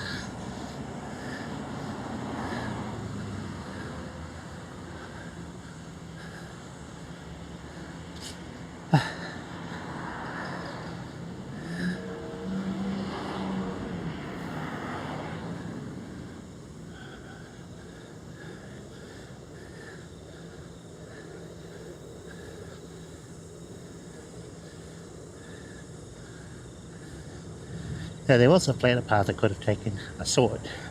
But nope, going this way.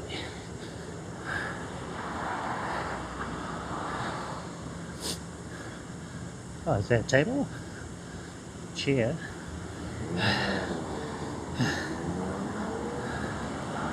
Ah.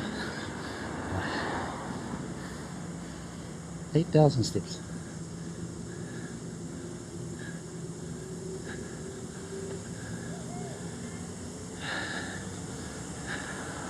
Those two ladies are miles ahead of me.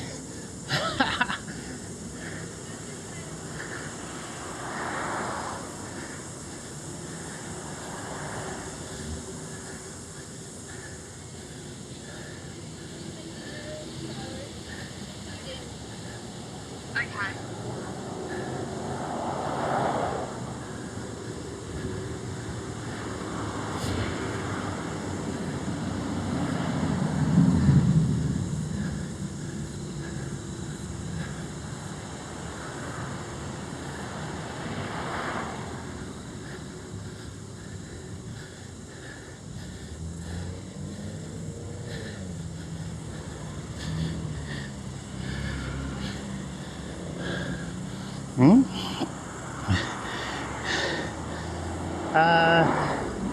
Yeah. So you can read your chat on your phone. I think a couple of lines. That's 16, I know. Maybe switch seats?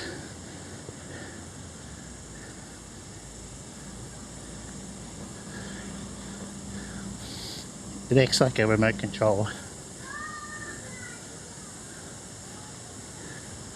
Oh, you can read your chat on your watch. Just heard the playback or the preview.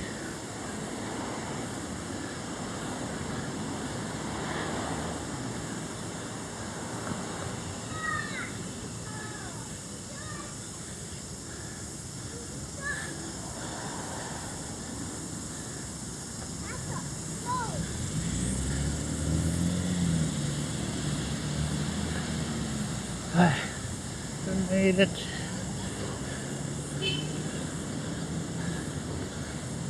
I think we'll go left.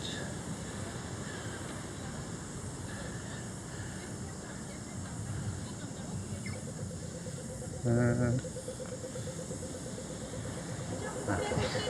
This way, I guess.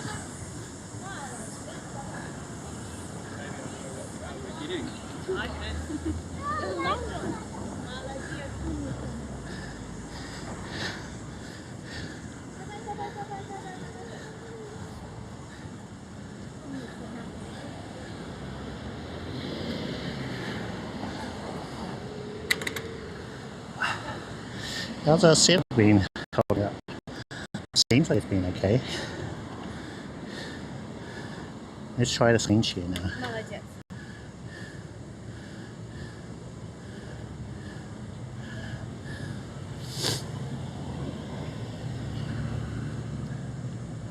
Видишь, мы стоим и ждем, потому что там человечек, оп, зеленый, давай стоп.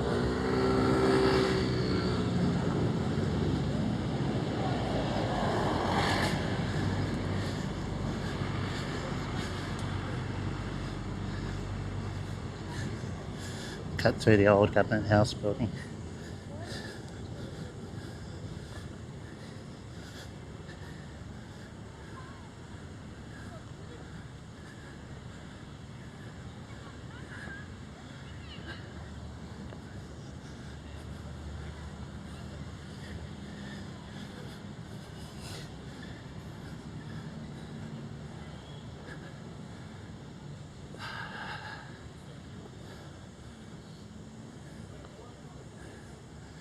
Thirsty now. I have to get a fountain around here. Oh.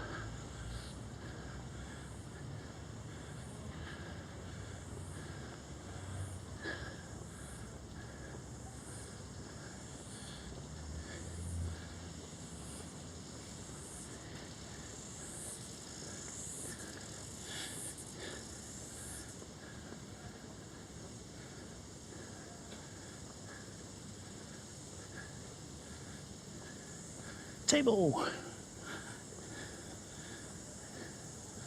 you want to sit there or a place with a view?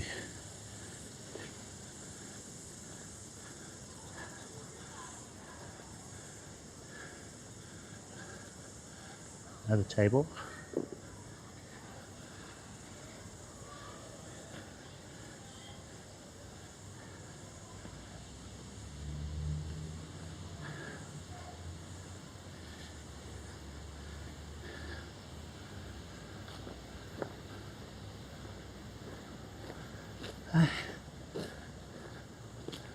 Gotta sit here.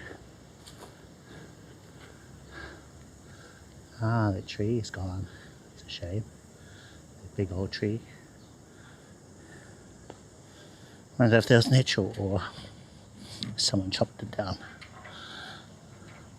Well, I think someone chopped it down, but I mean, if it was beyond saving.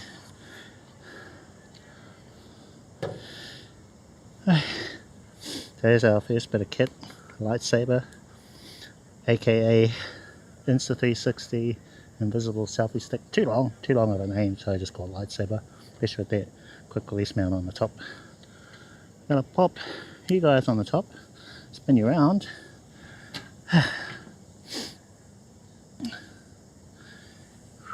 What are they?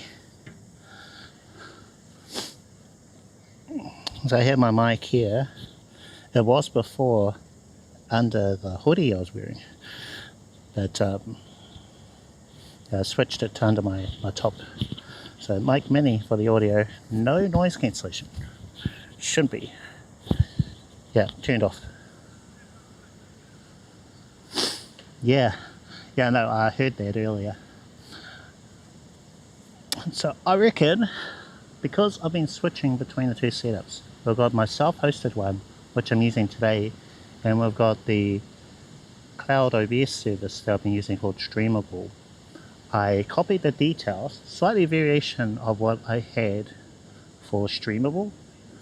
They've got a remote OBS that you can log into, add a browser source, pop in the URL. I think it gets a little funny if you have a browser source or that URL in more than one place. Because I've tried putting that URL rather than in my OBS but in Moblin. So it got a little funny when I did that. I think something like that is happening with it today. even though the URL is different, because what I have for Streamville is vertical, whereas on here it's supposed to be horizontal.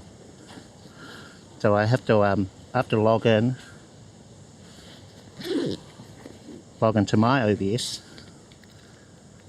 Whoa, that is warm. Why are you warm, Mr. Phone? Okay, app is open, swipe out. So mobile hotspot, yes.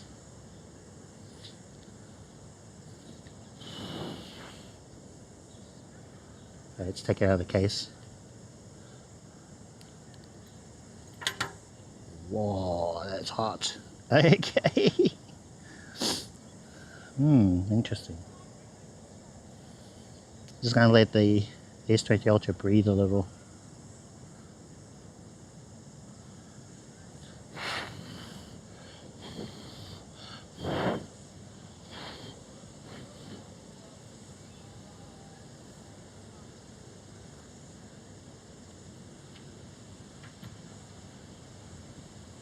No, it's my Ultra that's warm.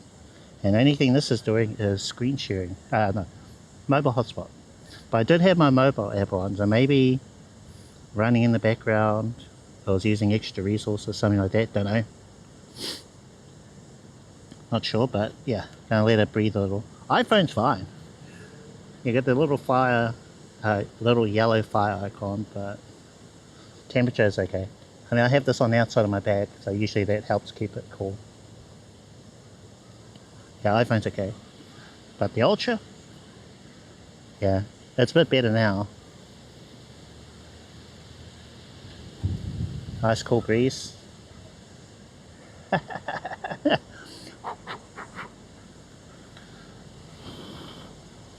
Gotta blow on the pipe.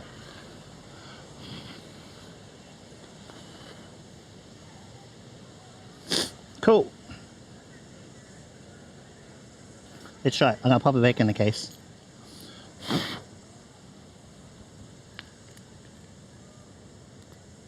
Pop it back in. Let's see. Gonna remote log in. I'll try refreshing the browser source, see if that fixes it. I don't have a check command for that because it's not something I expect to happen.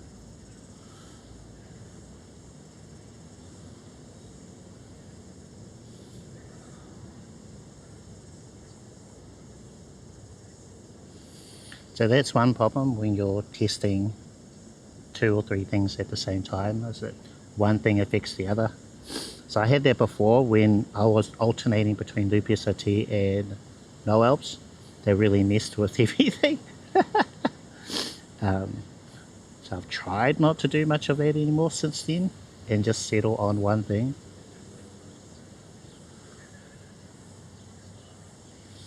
But I thought that would be okay, but I guess we just need to do a thing. Okay, let's have a look. Oh, it didn't switch? No, that's okay. So that's correct.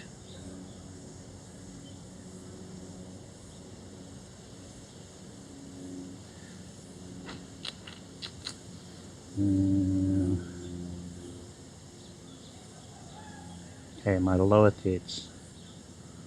BotRix, so it is enabled. Double click. Refresh.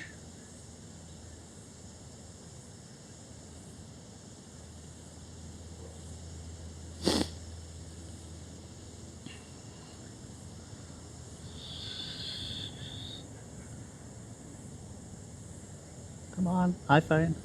What are you doing?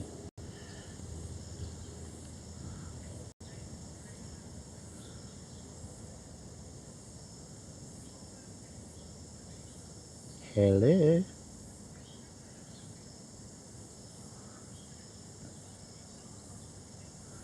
How's our thing back?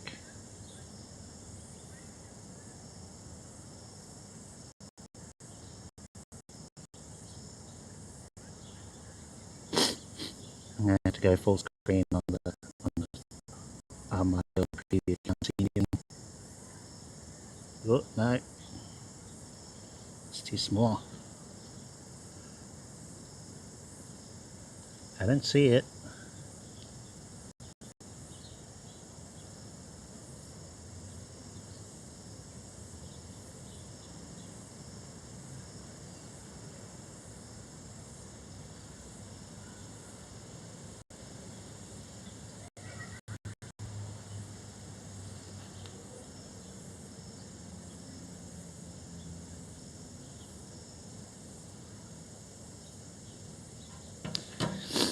I think we may have to, yeah, forget about it today. Yeah, I don't see anything. There might be something wrong with my URL. So on, off. So everything looks okay there.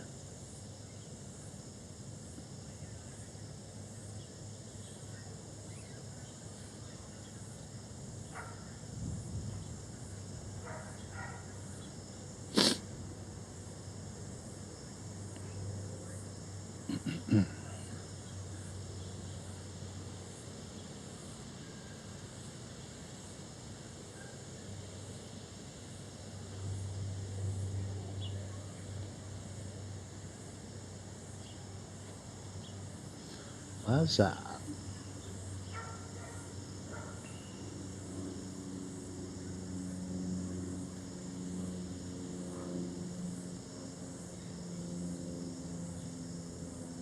Yep, no multi-chat today. Not today, yeah. So maybe I need to use a different chat on Streamable, just so that it's not, you know, they're not conflicting. It's something like that, I reckon. So perhaps when you change the properties on Streamable's end, the previous one won't work anymore. That's weird, right? Because, you know, with the URL, you just put in that you want this theme, whether it's default, transparent, whatever, and then you want this other thing. So I don't see why it wouldn't work. So that's a BotRix thing. Sorry. You put you modify the URL. Maybe have a vertical one on one place, horizontal one in somewhere else. So maybe it just doesn't allow you to have more than one overlay active at a time. I wonder. I'll try turning off. I'm gonna try a remote login for Streamable. Do I have it on here? So I don't think I need my remote login.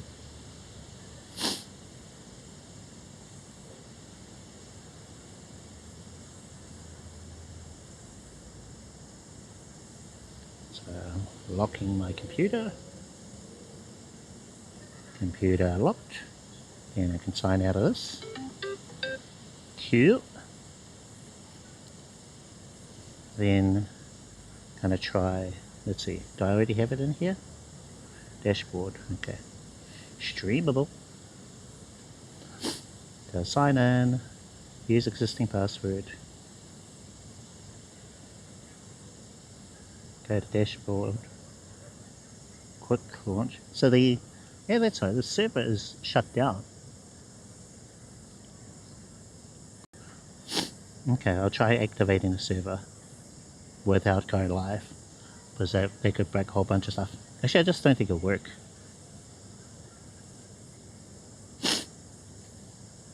Okay.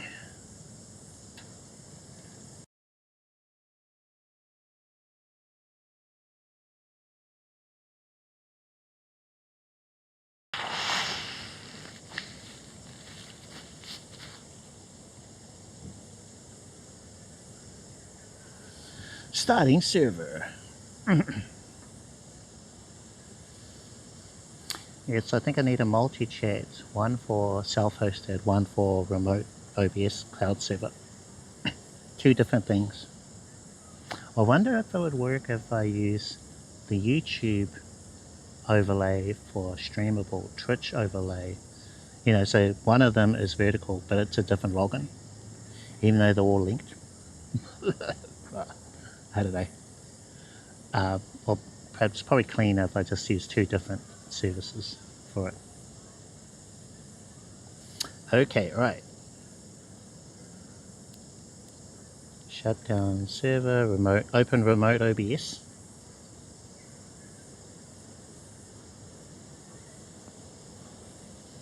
You see?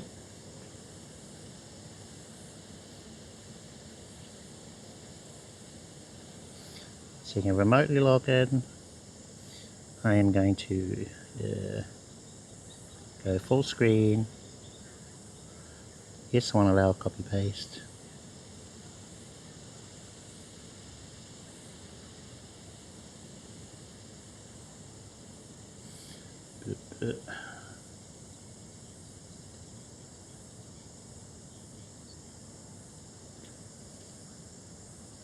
I don't know enough about your situation, but so just to explain how it works, if you're just starting out and you want to get up and running, it's a good option.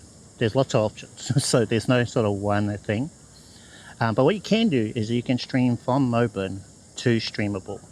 In fact, you can go OBS or Mobin or IRL Pro to Streamable. So you don't need a computer on in order to stream to the servers. So that's what they do. And they also have disconnect protection built into it.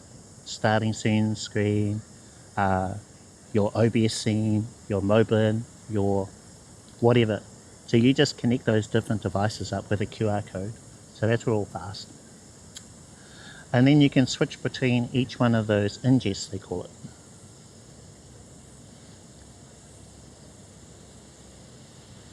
Now, whenever you've got anything in the cloud that handles video, it's going to be at a premium. So that's one difference.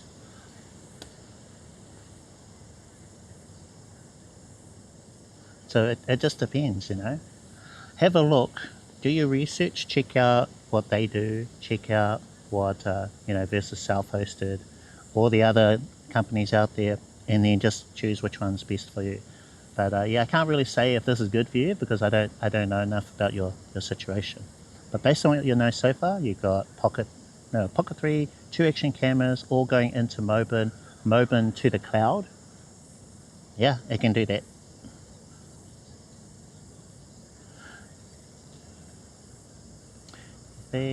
Oh, wait a minute, I may be confusing you with someone else's setup. Can't do OBS away from home 7 days. Oh, okay, well, yeah, probably. And in fact, what I have done, I've tested it in 2 different ways, is I've started from home with OBS, then I started up my Mobin stream, switched to the Mobin stream, turned off the home computer, so it was fully IRL, went BRB for a little bit, disconnect page, head to my location, started up Mobin again, went live. So this is all one continuous stream. And while I was still IRL, I switched to the IRL Pro app. So you can go OBS, Mobin, IRL Pro, all in one stream. Switch. And I've also started a stream fully IRL, so no home computer at all. I just go live in Mobin and then go live on Streamable, and they have like a dashboard you can log into. I know you've got it right. Okay, yeah. So you don't need a home computer to use this, but yeah, have a look. As with anything, it may not be what you're after, but at least, you know, consider it. Check it out. What I like is, as a IRL live streamer, is I'm now able to tell you what it's like with self-hosting versus cloud service. Because up until now, I haven't been able to share that side of things, you know, because usually they're up there in the price, and it all depends on your situation. If you can afford something like that, which means, you know, your computer, if you've got one, It's not doing all the hard work of streaming. It doesn't need to be on. When you go home, when you go IRL, you can turn your computer off. So if that's something that you need, then this could be for you. Yeah. And I've been in talks with Streamable about some of the things they could add. They're fairly new on the scene. So I've been able to go, oh, okay, so this is what my current setup, it does everything that I think is important, right? So I don't think there's any service that does what I can do. And that's one of the advantages, the pros of having your own self-hosted thing. You can just do everything, but that's time, that's work, that's effort. It's taken me years to get my stream to where it is now. Yeah, years, and lots of work. So if you just want to get started and you're okay with a pretty basic starting scene, disconnect protection, you got a live scene, you can switch to all these things, don't need your computer on, and they do that. And I'm sure as time goes on, they could add more and more features. They're pretty responsive, I found, But yeah, I'll be testing it some more, seeing what it can do. But as a tinkerer, I really want to dig in and find out, okay, so my one can do this. Can this one do it? If not, what else can we do with it? So, what kind of things can we bring to incorporate in this service that my one can do? Like I found ways of displaying the time, the date, temperature, all that, which you can do inside of Moblin. I knew it was there, but I hadn't actually played around with it. So you can display all that info in Moblin. It's already there. You can get bitrate info, so bitrate as well. You can take photos they show on screen. So a lot of what I do, you can do in Moblin. It's got a little more polish on my one, but they're there.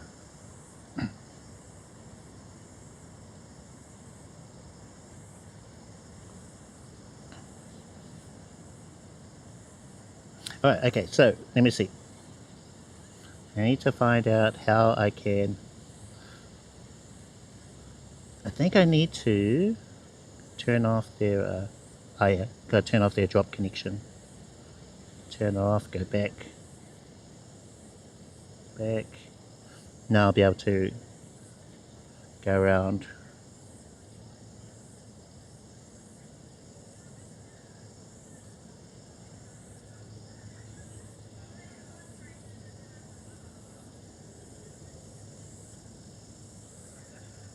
How do I zoom in? I want to be able to zoom because I can't see. I'm too blind for this.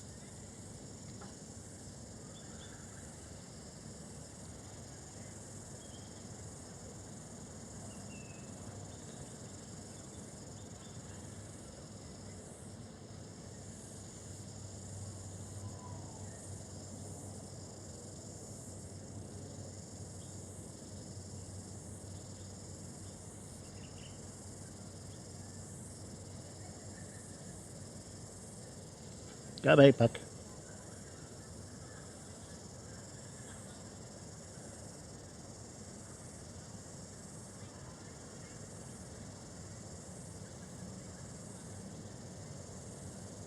Wow. So this is one thing I really don't like about remote logins, is just the amount of it's really hard unless you've got a mouse and you're on desktop to remotely do stuff, Okay, so I've turned off the visibility of the browser source on the streamable OBS. So I'll see if this one's going to work now.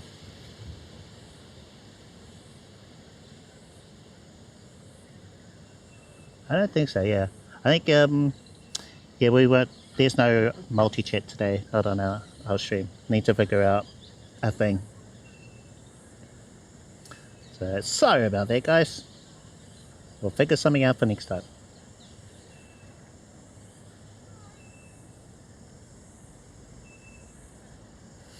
Okay, stream.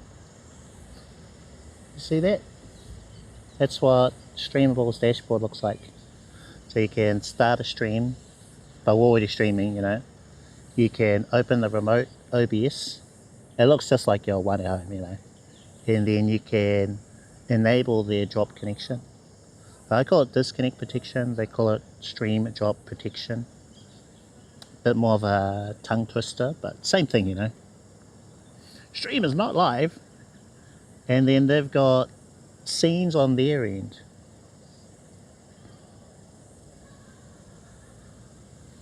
So it's currently on ingest offline. They've got a BRB starting soon. I've added an ending soon scene. So you just do that in the remote OBS. And then they got the other ingest for OBS, for Moblin, for IRL Pro. So you just you add those, and they're pretty easy to do. And there's 2 more ingests as well. I can't think of anything else. Is there anything else? Maybe lyrics? But I don't know why you would switch between all 3 mobile apps.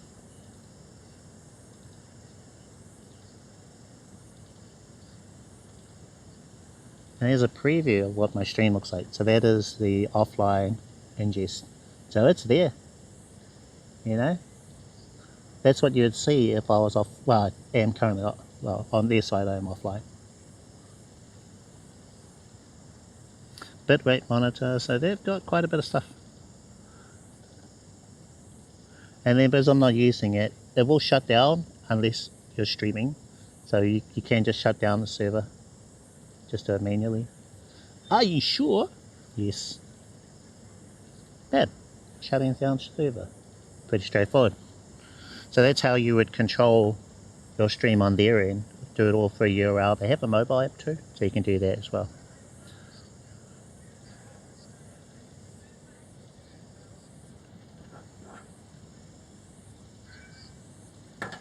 So you don't need to have that open. I can just swipe out. And I think this would be better if it's in my pocket. I can breathe a bit better rather than in a bag. Bag's just no good. Oh, whoops, need to put the pen back.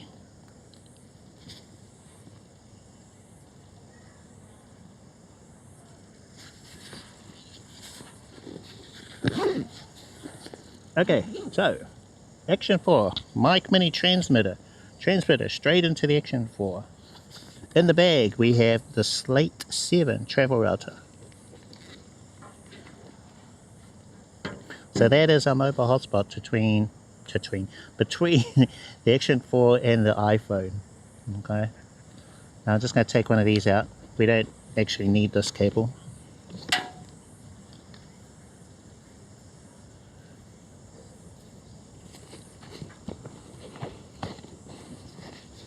How's our battery on everything? iPhone's charging.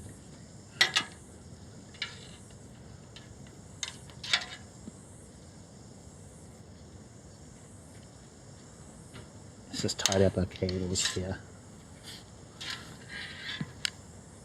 I wonder if I'm pumping too much power into the Slate. Perhaps that could be it. But the anchor does adjust to whatever the device requires. So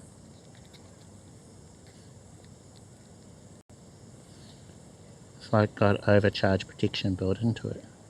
Ah, yeah, they can't be a thing.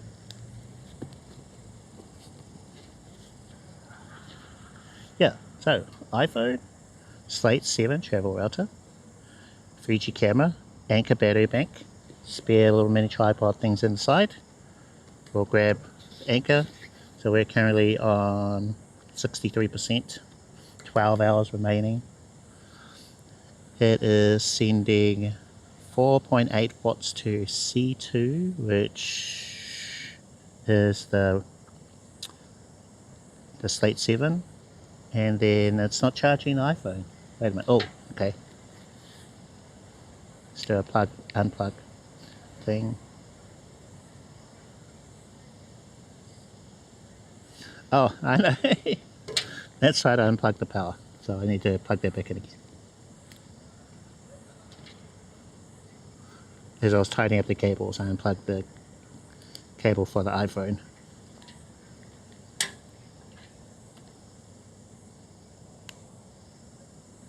iPhone's plugged back in, and should see a change here.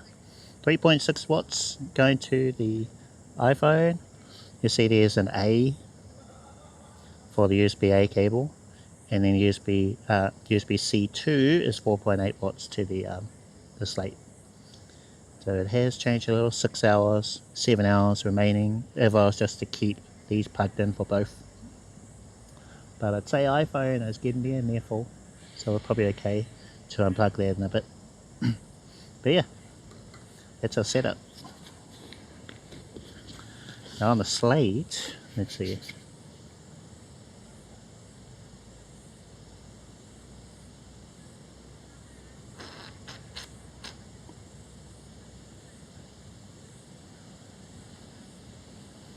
So you got various connection modes here, and we're using repeater.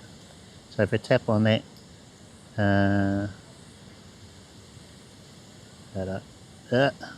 yeah, we were connected to the S23 Ultra, the mobile hotspot of the Ultra. And we could use USB-C or USB tethering via that USB-A port. So you go USB-A to C to the Ultra, you can do it that way. Cellular, so that's if you were to plug a dongle into the back. And then Ethernet, if you want to make use out of one of these ports here. Pretty good device. Pretty good. So that's our setup. Yeah, just to go over some of those issues from earlier. So I noticed right at the beginning, the Action, well, it took me a little while to realize that the Action 4 was streaming at 1080-60. Don't know why it switched to that mode. But because it's supposed to be in 1080-30. My settings that I have for a custom mode, C1 for the Action 4, that's what it's supposed to be on all the time, but for some reason it goes to video mode where it's 1080-60 something. So I think the stream was a bit choppy at the beginning, and then near the end of the Cat Cafe it started playing up, and I realized, oh wait a minute, the Action 4 is streaming at 1080-60. As soon as I switched it from that to my proper settings, then it was okay. But it seems like it's defaulting to that for some reason. Don't know why. I don't know if that's the Action 4 or Mobin. Maybe Mobin doing that with a recent update. Don't know. I think they've added support for the DJI 360. Or that could be someone's, yeah, maybe they didn't add that yet. But yeah, I don't know. It's been acting a bit funny for the last week. I also needed to swipe out fully out of Mobin because during one of those times that I had to go offline back again, there were no overlays in Mobin, like none at all. So all these here that you see, even minimized, they were all gone. There was no chat. It was weird. So people were chatting, nothing. So as soon as I just killed Mobin, swipe out, reopen, it was okay again. So some weirdness happening. But I think it'll be all sorted soon, you know.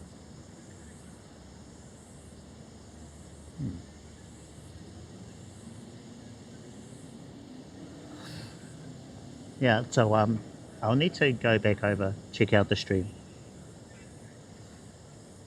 Hey driver, I want what you have. What do I need to get? Or do you have a list as to what to get on YouTube? In my YouTube live description, I do have everything that I use in the description. So usually the stuff that I'm using today is near the top. I have a description, a little bit about myself, and then just below that I have what I'm using today. And then near the bottom I have links of other things I also use. So sometimes I might switch up to using the Pocket 4, the Action 4 like I am today, or I might use a different mic. So those other things I use, they'll be lower. But yeah, if you did want to have a look at what I'm using, then they're all in the YouTube live description. And also, if I make any changes, I will update that. So as soon as I've wrapped up today's stream, I'll go home, have a look and go, oh, actually I changed this setting, or I actually didn't use this thing, I used something else, so I'll update that. But all the links for everything I use are there. Cool. But in terms of a camera, I recommend Action 4. It's a solid live streaming camera. They've got the newer ones, but I've just heard there's issues with them, whether it's audio, like really bad audio issues, desyncing, or connectivity issues if you're going from the Action 4 via USB-C to a Bella box. So I've heard all kinds of problems with the other ones that the Action 4 doesn't have. So all around, whether it's RTMP streaming, if it is USB-C webcam mode, it's been great. No desync video problems. If you're going from a mic mini like this straight into the camera.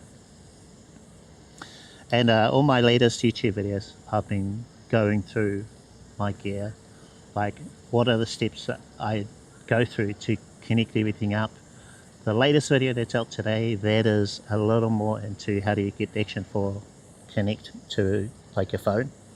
And there's 3 different ways you can do that, whether it's direct from the Action 4 straight into the phone, which my phone can't do, or if you're going through a mobile phone like the S20 Ultra, or if you're going through a travel router or a modem router like with the Slate 7. Could hook that up with modem. The Action 4, yeah.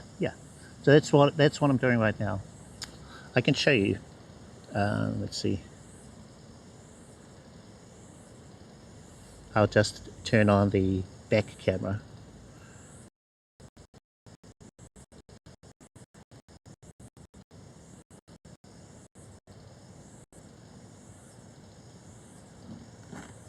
Do you see? That is that's Section 4. That is my primary camera. There's no wires. You have to be a little more cautious if you're doing it this way. There are things you have to be mindful of, like battery life. How's the battery over here? So we're pretty low on the battery. So I need to 22%. We're okay, but usually when I'm around 20-30%, that's when I will switch. But yeah. No cables. I'm terrible with cables. I'm often tugging on whatever and it falls over, hits the ground. I've done that a couple times. So yeah. I like wireless.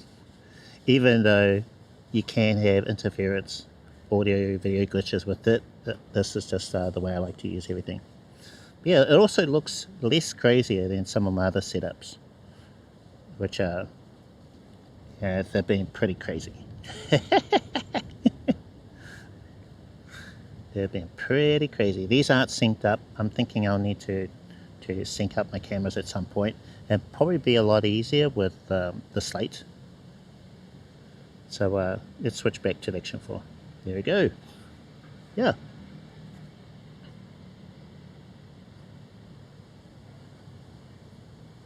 I think we could do a stream on that. How do you sync them up? Although, maybe not actually.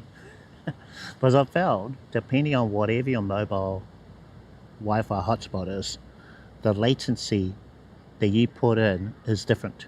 So if you've got like a really good like Pro Max or a newer phone, and you can do that direct connection from the Action 4 straight into the phone, then your latency doesn't need to be as high as like the way I'm currently doing it through another device.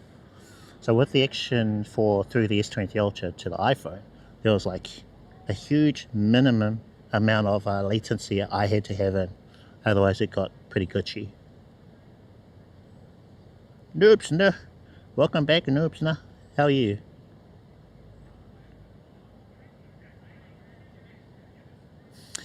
So our little pop-up is working, just no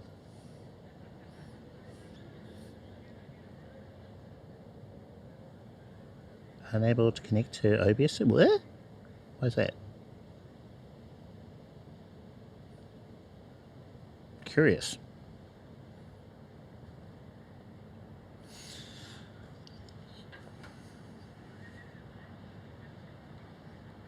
as mobile? You can. Depends how you do it. It's just a little riskier because you've got nothing to protect you from disconnecting. So let's see. You can go from Moblin straight to a platform. So let's say if you just want to stream on Twitch, Kick, or YouTube, you can do that.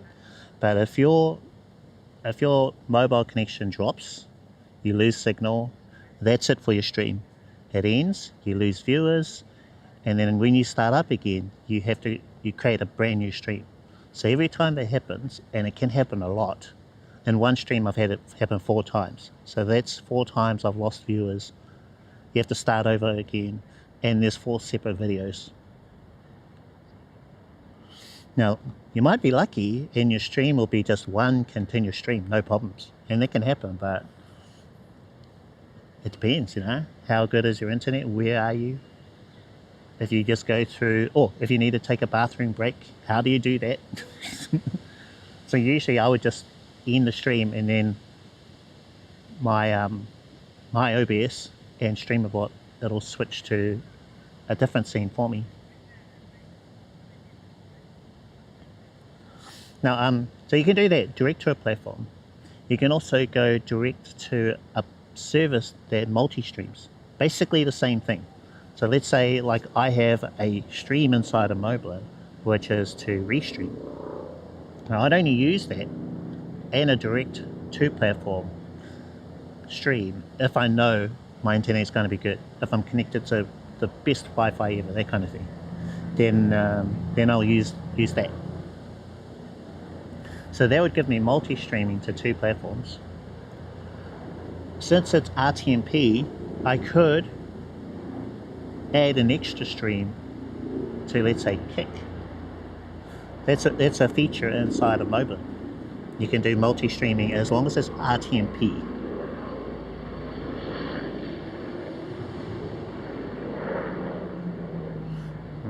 I might have to turn off the screen share for a little bit. So I'm just going to have a look. Restream. Backyard streaming. I haven't actually done this test, so I'm just going to see. Adaptive bitrate, okay. Oh yeah, here we go. Right.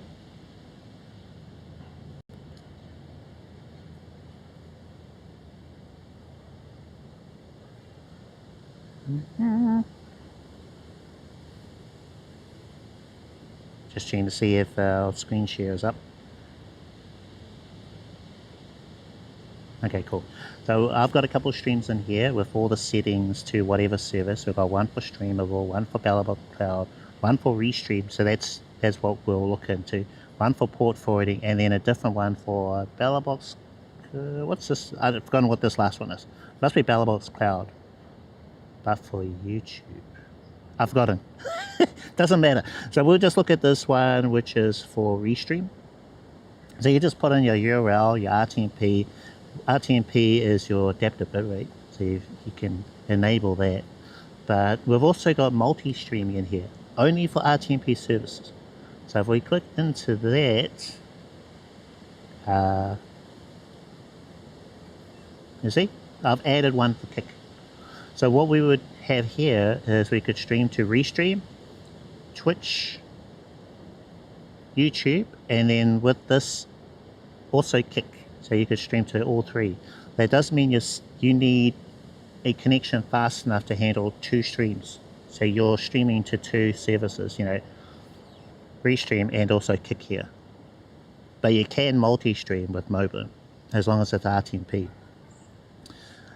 You could also use Streamable. So there was the other stream in here, or a service like it, where it's all in the cloud. So you send your broadcasts from mobile to the online cloud service. They handle disconnect protection.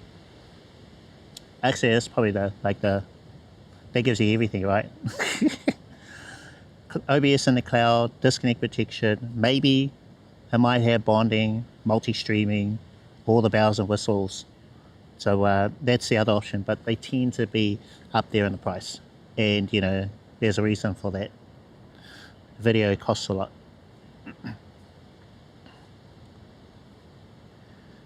Yeah, it is nice around here. Lovely. Looks even better on that side, but there's no tables, I think.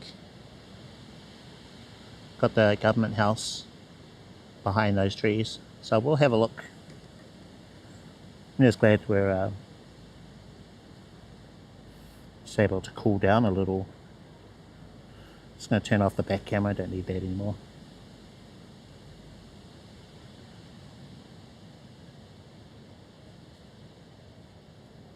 So there you go, there's your options. So you can go straight to platform, you can use straight to a service that does multi-streaming. Generally they don't have disconnect protection. Or you can go straight to a cloud-based service where everything is done there, disconnect protection, streams to the platform, yeah, you name it. Or, well, self-hosted, like what I'm using today. So, you know, the responsibility is on you, your gear. It's a lot more wear and tear on everything. Your computer has to be on. So when I was installed, my computer had to be on for the entire time. I had it locked, but it was on for, what, 3 weeks? Almost 4 weeks straight. Now for me, that's a bit scary. And I don't know about your situation for your computer, if you're okay leaving it on for that long.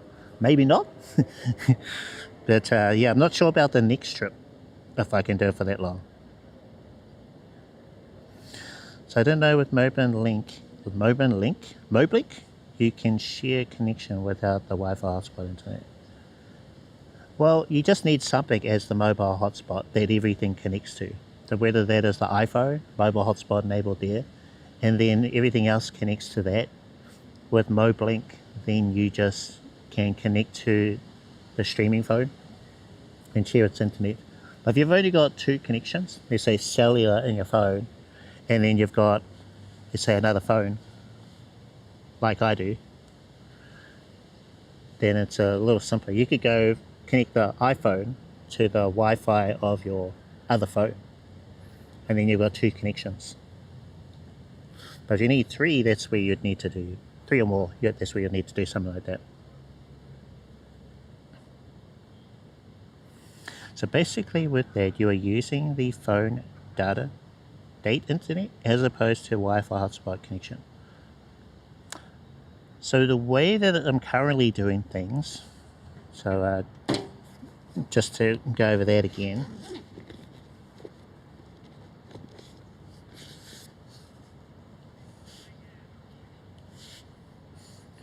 Yeah, so we've got these 3 devices and the Action 4.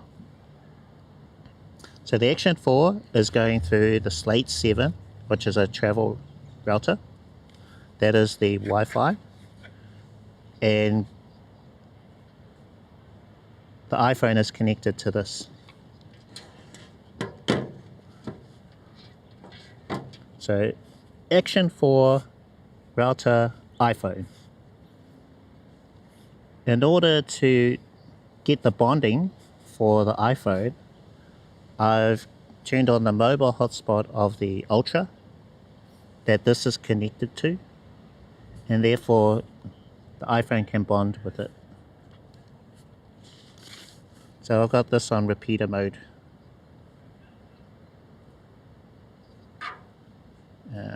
Just need to slide to unlock. Yeah, so repeater mode. What that means is the Slate can connect to the Wi-Fi or something else. So if you want to simplify your setup, your phones can connect to this, and then this connects to whatever else. Rather than you having to connect your iPhone to the hotel Wi-Fi, connect the S20 Ultra to the hotel Wi-Fi, you have to pay for both services. So instead of doing that, your phones can connect to this, and then this connects to the hotel.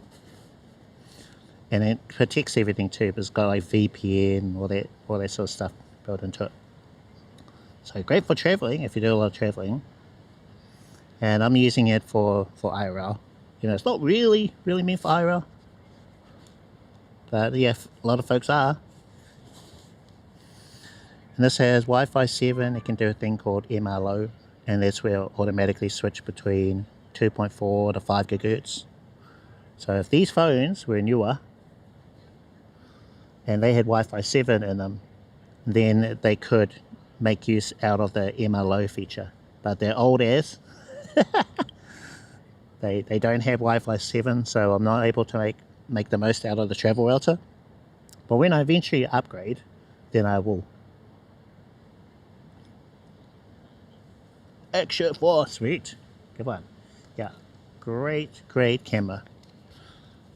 I think it's one of the best buys I've done for IRL last year before, I think. Forgotten when I got it. Plan to get, oh, nice one. Well, good luck with that.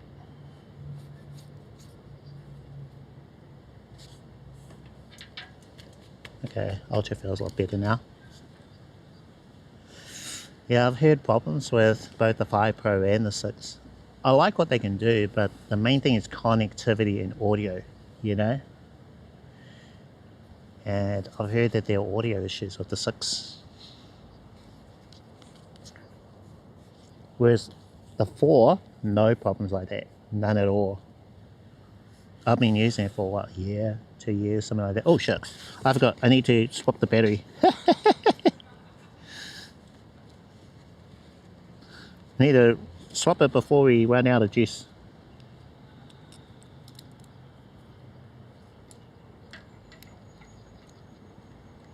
So I've got the USB-C cable plugged in.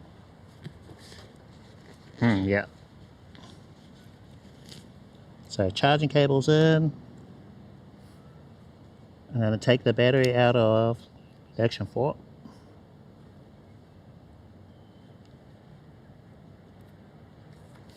Battery is out. Got what I think is the new one. Pop that in, see what the battery is. Oh no, that's the flat one. Good thing we've got a third one. Third battery's going in. Give me a second. Action 4? No, not at all. No problems. Third battery. Maybe I should take note. Ah, no.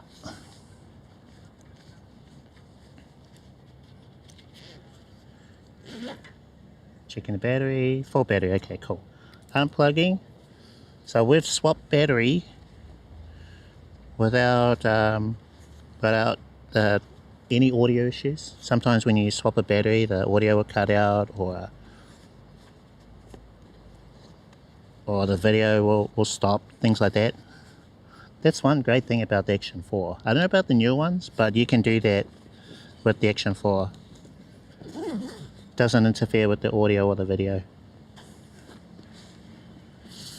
Right.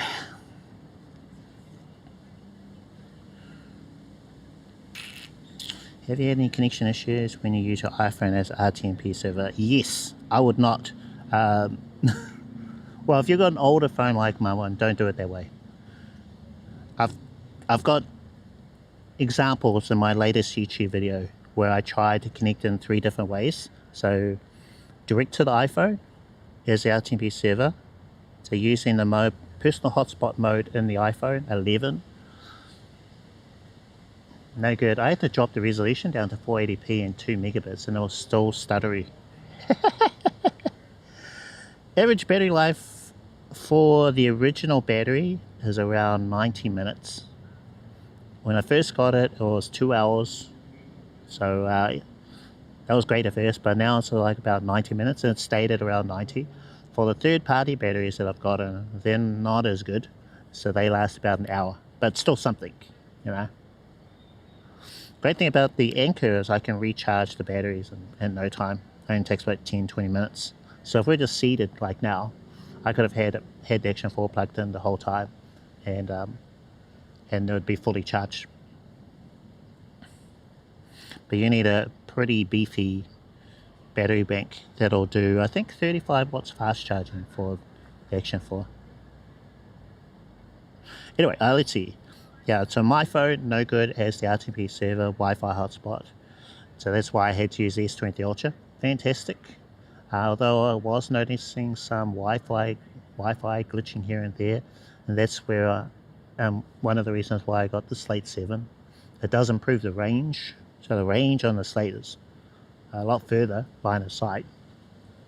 But you know, Wi-Fi has its connectivity issues, regardless. So Slate is like a notch above the S23 Ultra. Though my iPhone is sort of the biggest thing holding back my setup.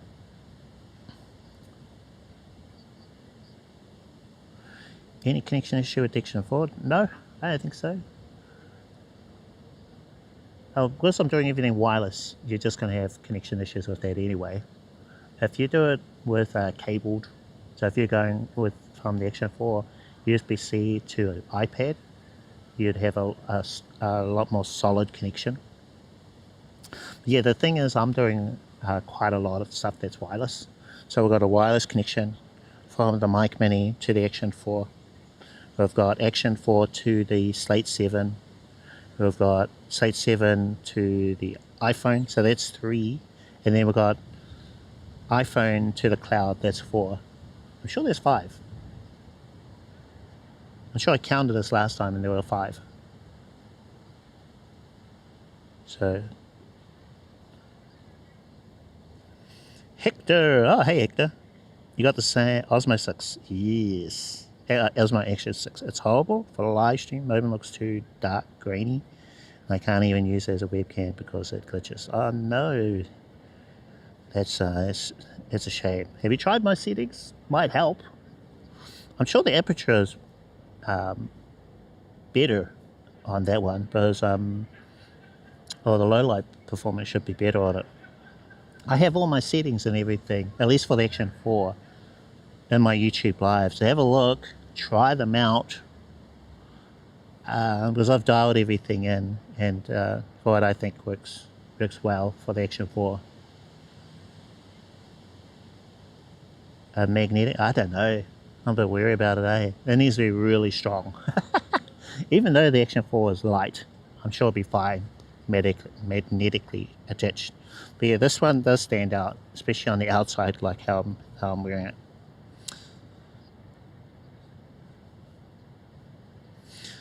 So where's this? I know that's my action camera or whatever is going to be safe on here. It's not just going to pop off. Whereas, you know, just even like a slightly hard bump to your device can pop it off. Sony action cameras, yes, but they are running out, because it is over, what, 10 years old now. So people who did have the Sony cameras, like the 3300, you know, the ports wear out on them, maybe the lens is damaged, so it's not as sharp as it was before. So it's just hardware goes for a lot of wear and tear. That's the thing, you know, once stock runs out, that's it. You have to move on to something else. And they could either be a phone or action camera like the Action 4. I've got a 300, but I'm not a fan of the look. Great in low light though, so that is where it's still superior. The 3000 was definitely a lot sharper.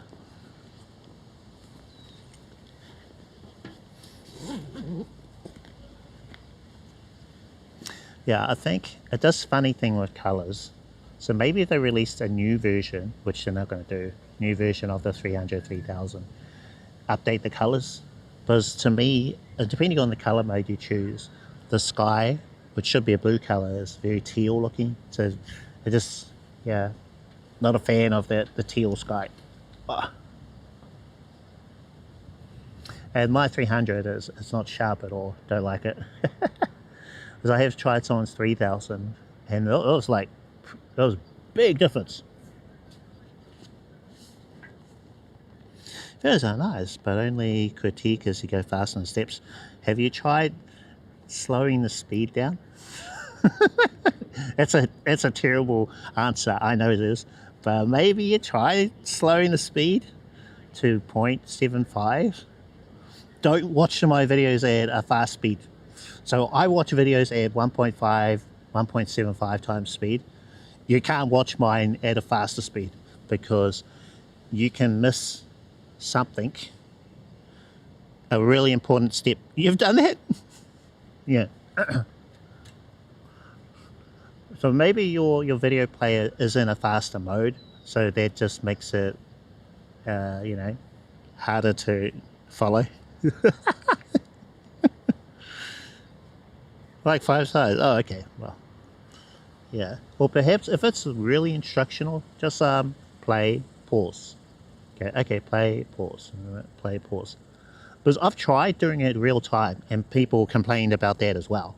So I can't please everybody. My streamer bot video was real time. People say, "Oh my god, this is so slow, Cliff." Blah, blah, blah, blah. Hey, thank you. Appreciate it. Yeah, either my videos are too fast or they're too slow. No one's happy regardless of what I try. So what I do is I edit them in a way they're... okay, thank you. I edit in a way so that it makes sense, even though it might cut some stuff out. I think the key is for me to just make more videos. As I do more of them, it'll be a lot more smoother. I gotta do so many cuts in my videos. I want to not do that. I want to be able to just record a video from beginning to end, and it's just real concise. But it's just, yes, yeah, I've had that complaint. Too slow.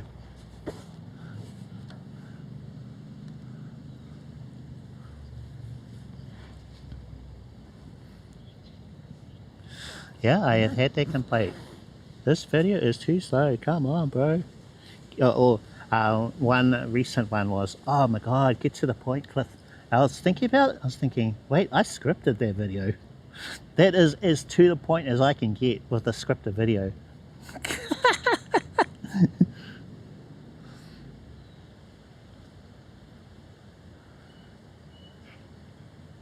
Yeah, YouTubing is hard. I tried eating at a restaurant, recording myself. I was like streaming and well, oh really? You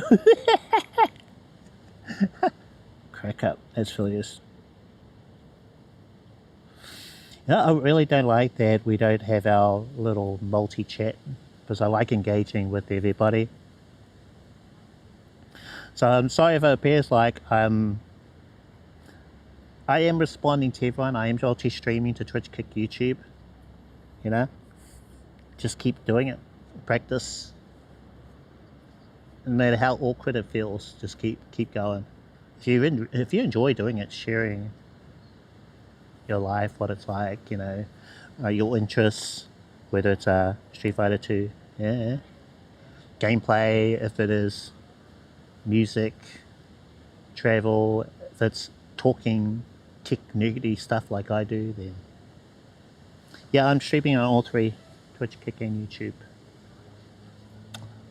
The chat is supposed to be at the below, but it's not working today.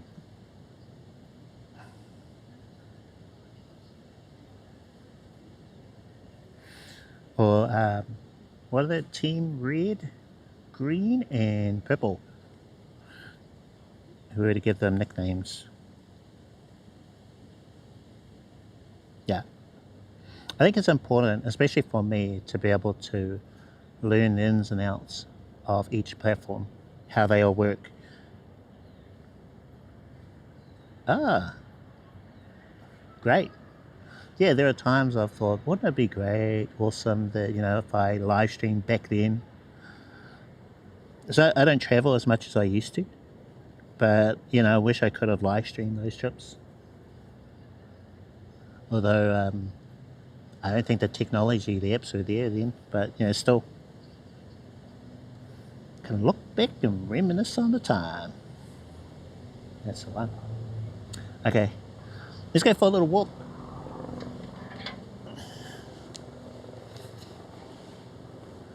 This is our little table where we were seated. Puppy on the chest mount.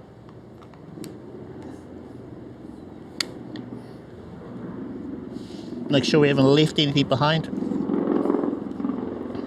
Slate's doing okay.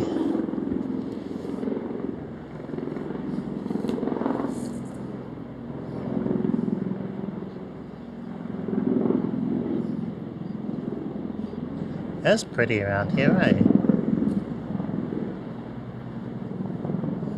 Part of the university campus.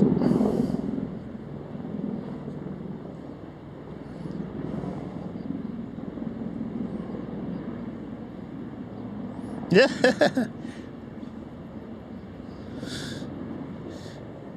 Awesome. I'm really keen to give wrist a go. The Moblin team are still working on it. There'll be some teething issues with it, but that'll be fun. That's where you can stream from your mobile phone, Moblin, to your home computer, self-hosted, without a relay server, essentially.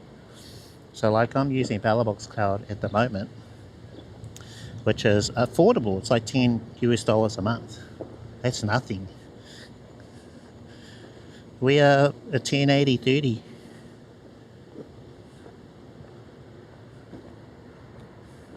We have good light, so that helps.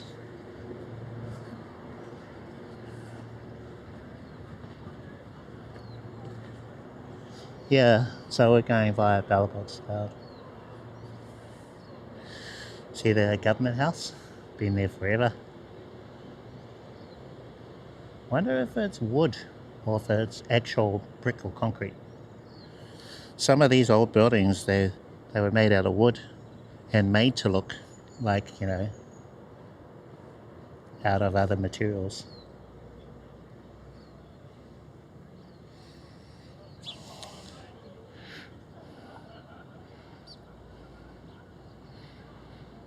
Paris. Oh, I don't know how to say your username, but hello.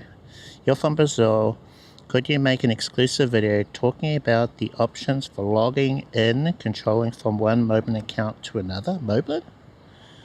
There isn't any official video showing us. Huh. Yeah, hello, welcome. You use a MacBook with Moblin and iPhone with Moblin. Oh, okay. Last update made it easier to access the remote Moblin site, but it's not functional. That will be hard for me to replicate because I don't have a MacBook. So I can only work with the Moblin app on my iPhone. I mean, one day I'd like to have a MacBook so that I could play around with that. Same thing with the Apple Watch. You know, it's a budget thing. So I plan to do that. It's just when, I don't know when I'll be able to do it. Hello, pigeons. I don't have food, sorry. No food here.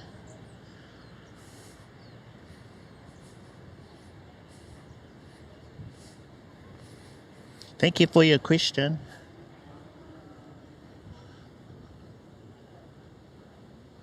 Maybe I should go that little back way. Yeah, I always go the other way. So I'm going to try, I think there's a footpath around here. Moblin iOS sender versus Moblin iOS server. Yeah? Sender versus... Not sure what you mean there. Oh, actually, you guys can see the chat through my screen share. There's our multi-chat. Thank you, Moblin. That's how we're doing it today.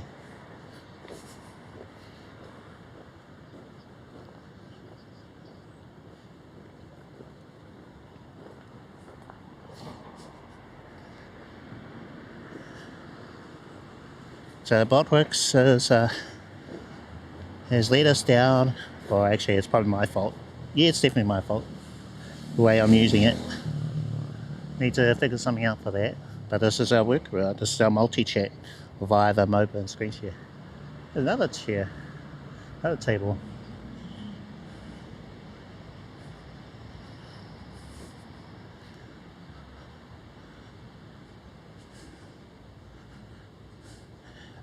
No, I'd need a MacBook for that. I don't know if I would be. I would consider myself an okay developer. I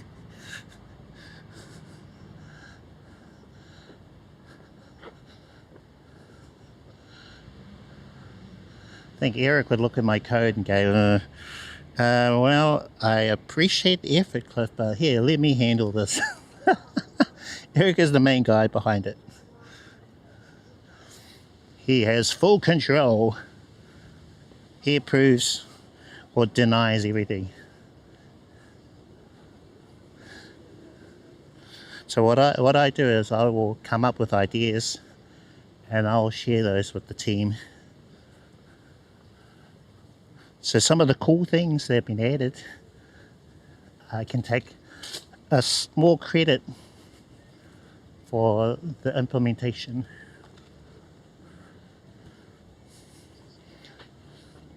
The light on these flowers. Flowers look a little droopy, but kind of cool.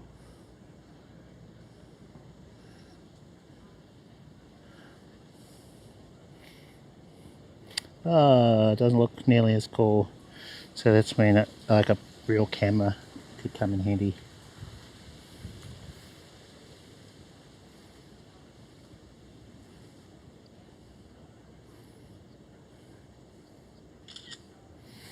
Vignette.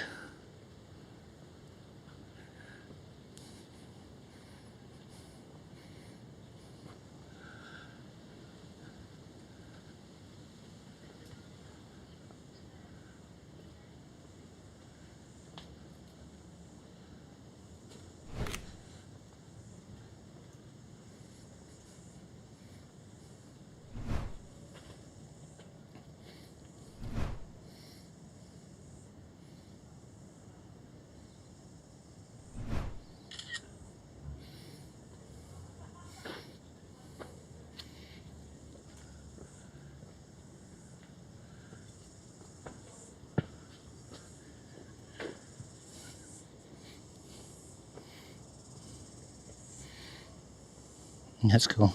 Thanks. I think I might need to lock the screen in case I...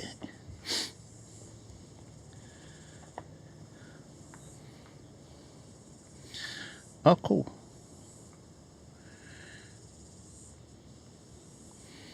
Seriously, you have to go? Okay, alright. Hey, thank you for hanging out. See you next time. Okay, Paro... I don't know how to say your username.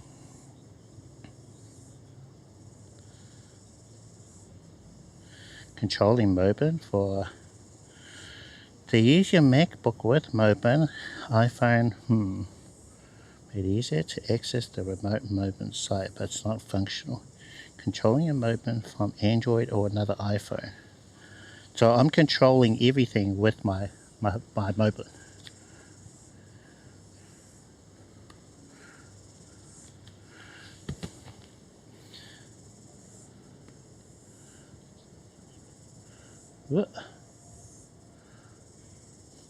Oh, let's see.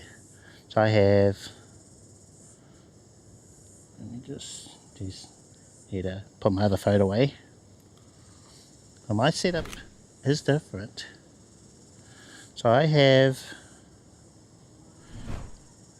my iPhone 11 with Mobin. I'm streaming from this to BellAbox Cloud to my home computer. My home computer is a Windows computer.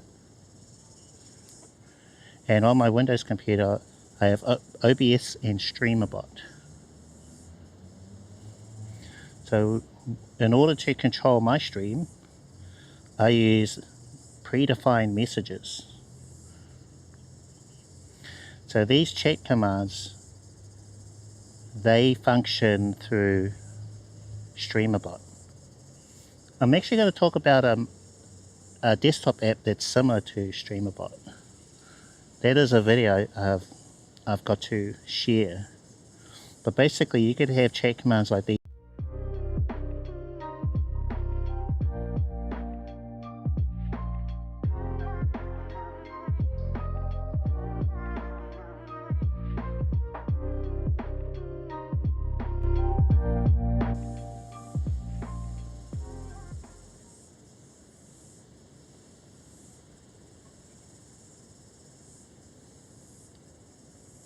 Okay, we're back.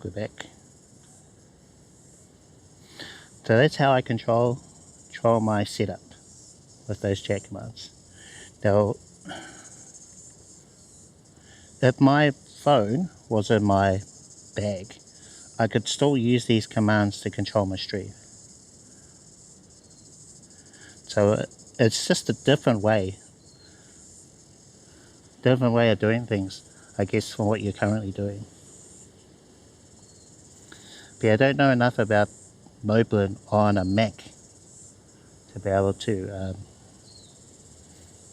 yeah, in order to be able to say, well, this is what I'm doing versus this is what you're doing.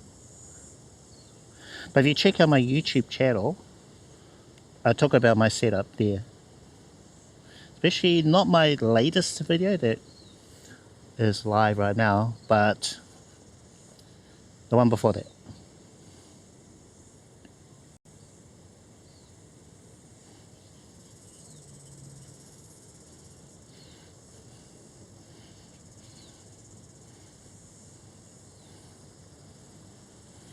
See if I can find it.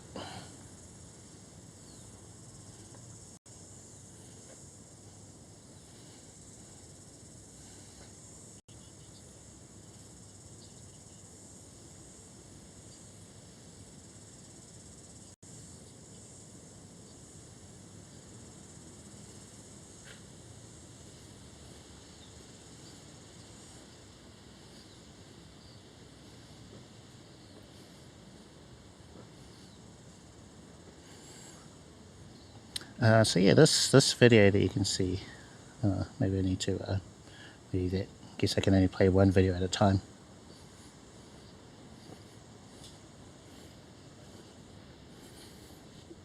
So this one describes my setup, how I'm streaming right now.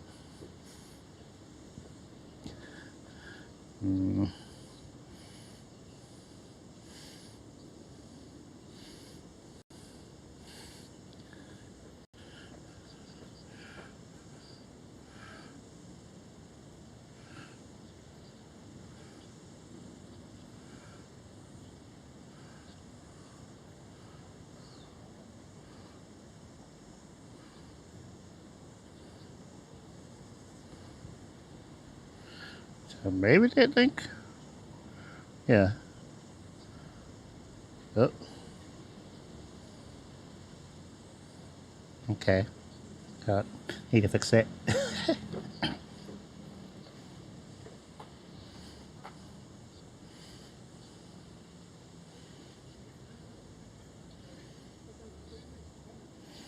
One, two. So, oh, okay. No, that's all right. That's fine. Just looking at what's happening in the chat.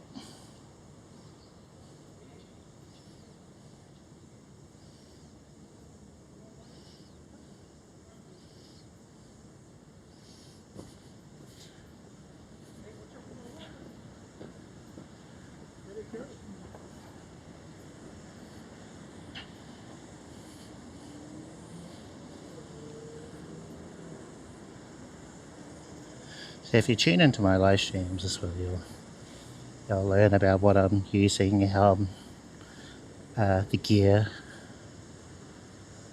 my current setup. Often it takes a lot longer for me to share what I'm using on my YouTube channel as a video.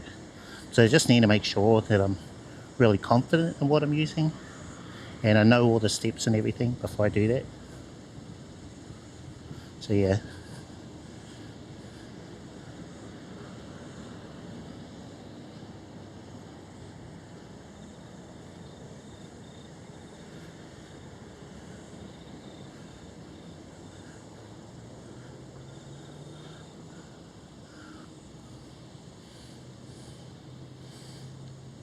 Video, so in OBS control, you end up making a server with a fixed IP. We need a bell. Oh, okay. No, just got it. So it's just for controlling.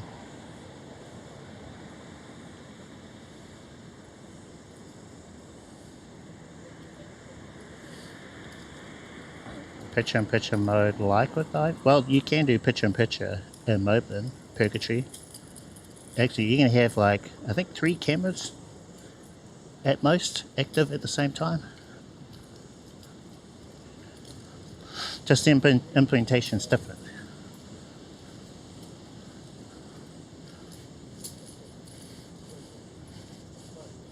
You see, Mobin at Home doesn't have an official or alternative tutorial. Yeah, that's where I would need a Mac to be able to try it out and then give you answers. But you know, I'd like to get one. I think before that I need a new iPhone because my iPhone's is feeling its age.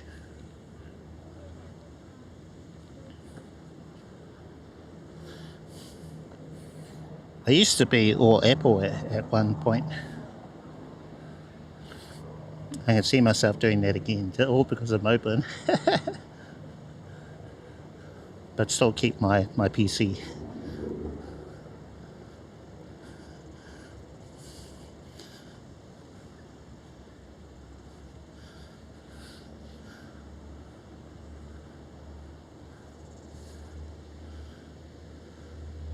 I was looking a little sad.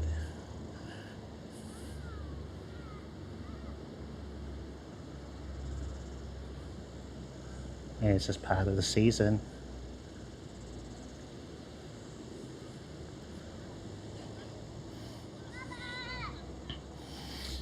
Purgatory.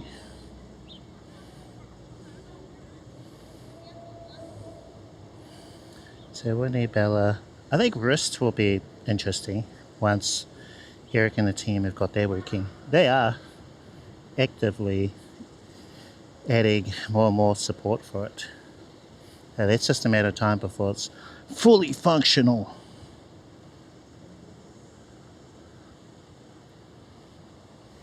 Yeah, beautiful. Hey Chuck, how's it going? Beautiful day. Lovely. Don't think I needed my hoodie.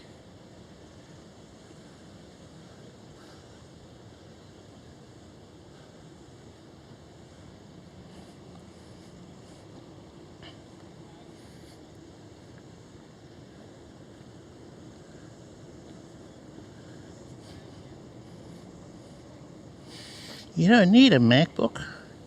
Yeah. No, I have one iPhone. Yeah, there we go. One iPhone. I have one iPhone S23 Ultra. That's my kit. If I had two iPhones, I could use one as a remote control.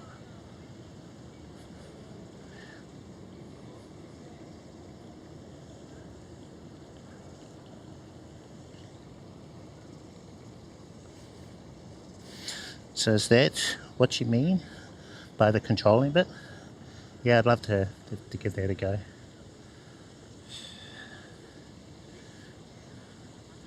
Yeah, the remote control feature. I know of it, but I haven't been able to do it because I only have the one iPhone.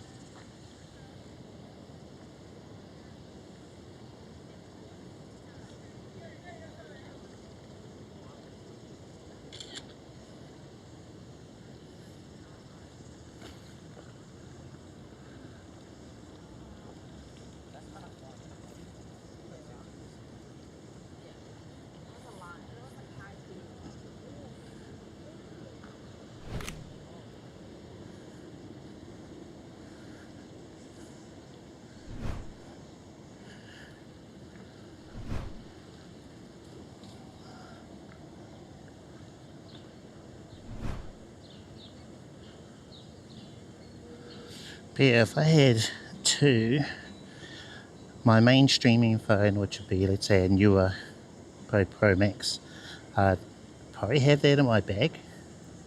Could have a cooler on it or that. Why is my TTS not working?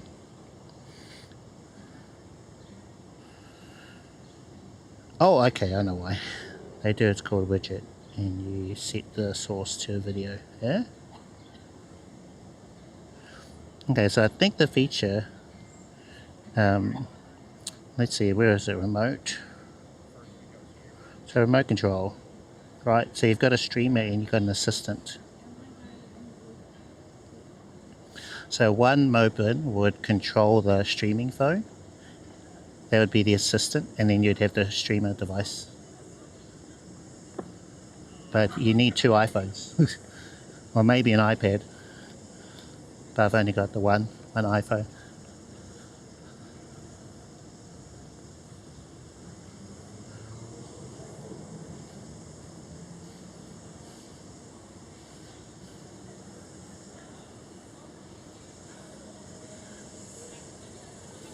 So I think that's what it means.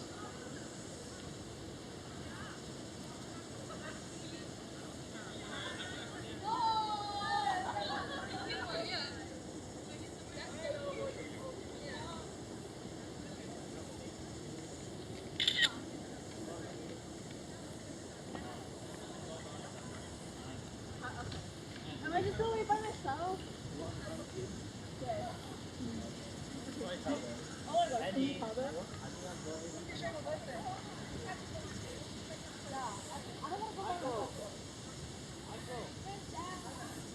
This guy.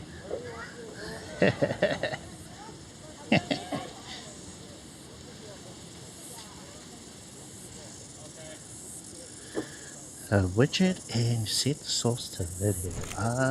Oh, okay. I think I know. I don't know. He just said.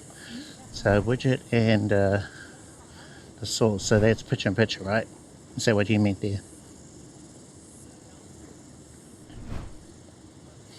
Yeah. So on my other scene, we've got picture in picture. So if we were to go back to scenes, turn on the back camera, back. So there we've got picture in picture.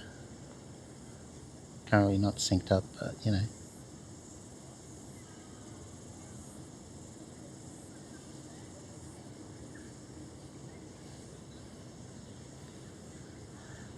Do I need to make a video on that one? There's so many features in Moblin. Like my whole channel could be just dedicated to going through them all. And then whenever they roll out the update, which is like 1 hour later, you know, I'd have a whole new video.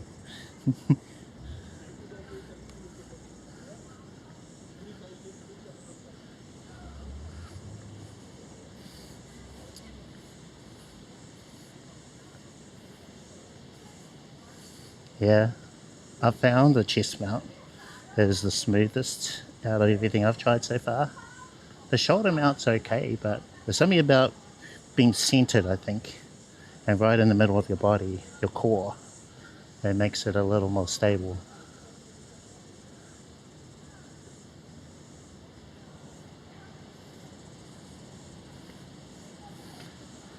So when I have the Action 4 chest mounted on an e-scooter, it's even smoother. Because the e-scooter is pretty smooth too, and my one doesn't even have suspension in it.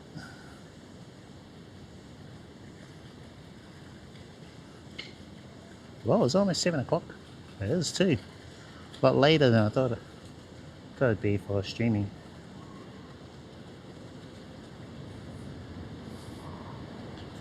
I was invited to a catch-up, but that's probably finished now. Didn't think it'd take this long to walk from Newmarket to here.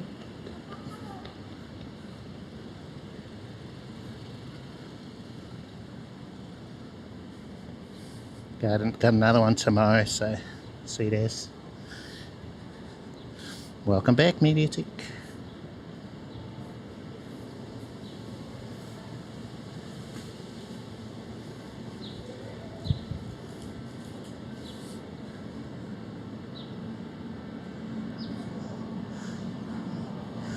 It's starting to get later. The stabilization is affected as you start hitting low light, and where a pocket is much better.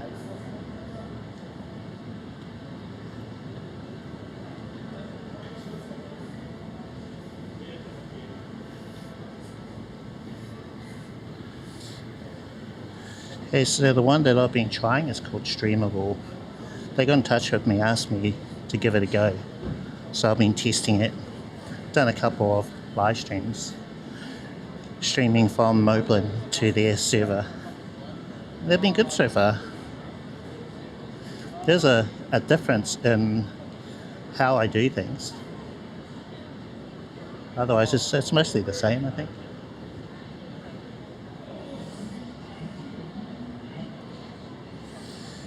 I think it's Bellable's card.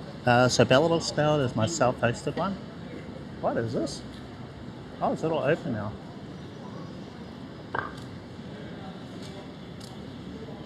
And then Streamable, yeah, Streamable is the one that I've been testing.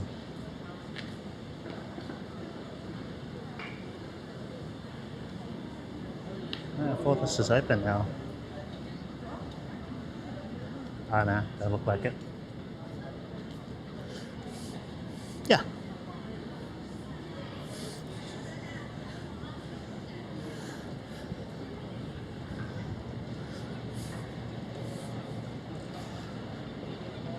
My Friday streams, they'll be with the self-hosted, and then the bonus streams are more for testing.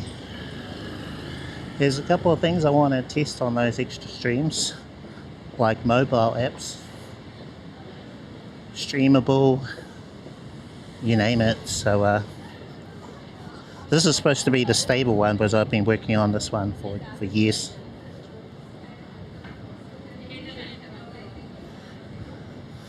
But we did have a hiccup, and that is with overlay, so I need to figure something out for that.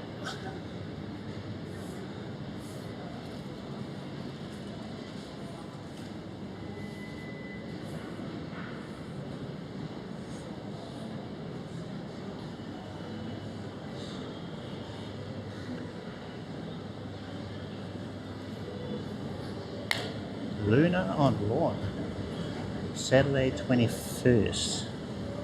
Is that this weekend? Or next weekend? What is our date? Yes. Yeah.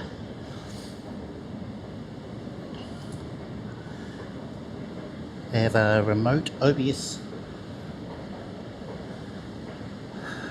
I did show it earlier.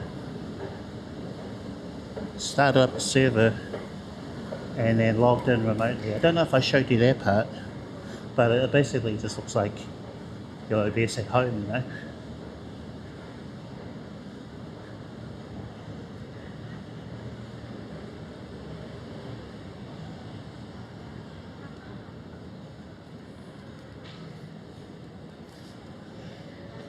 Okay, back in the city. Okay, I think I'll be back on the chest mount. What was that?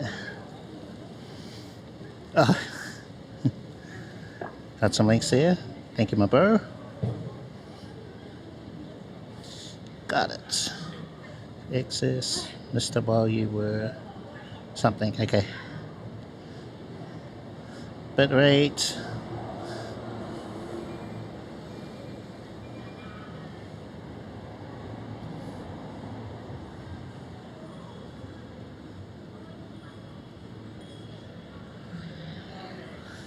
Yes, so you can access your account, your dashboard, online.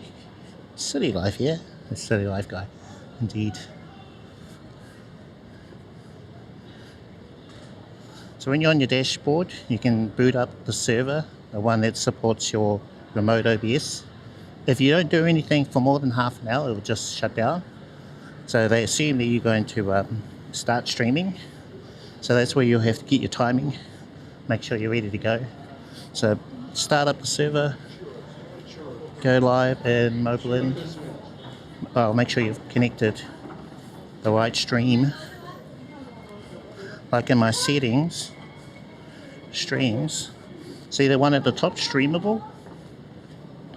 Basically they give you a QR code that you can scan, and it just adds the stream into Moblin. So rather than what I'm using at the moment, BotRix Cloud, I would select the Streamable stream. and stream from Melbourne to there.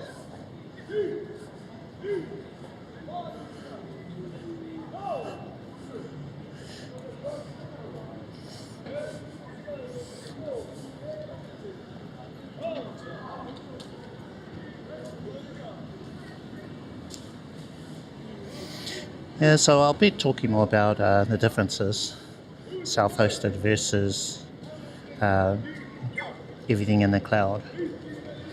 Like I've only done 2 test streams with it.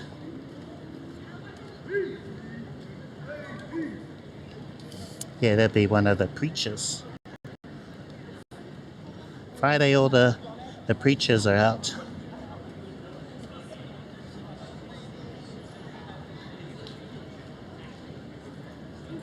Usually about 3 different groups. A couple of Christian groups.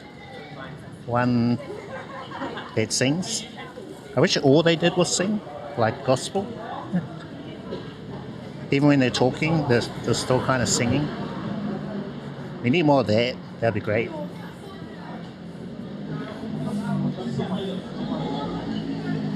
There's another group there. They'll have like a barbecue on. Good way of bringing people in. Remember the street? Oh yeah. This is my local, right in the city. Yeah, this is our main street. I know in Sydney they have like 3. So this is ours. It's where all the shops, food places are. They're all here.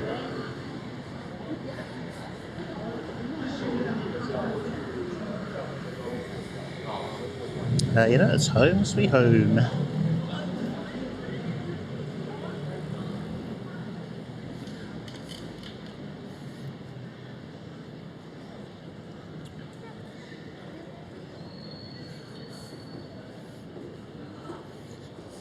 But yeah, I would, if you're looking at cloud-based service, they tend to be on the premium end, and I can understand why. There's a lot of cost involved. And it depends on the servers too, you know. When you're streaming remote, then, you know, you have a dedicated server. Is it going to have enough power to live streaming? So because live streaming is pretty heavy, whether you're streaming with your phone or streaming with OBS. It uses a lot of resources. And as soon as you put that in the cloud, you know, it's going to cost.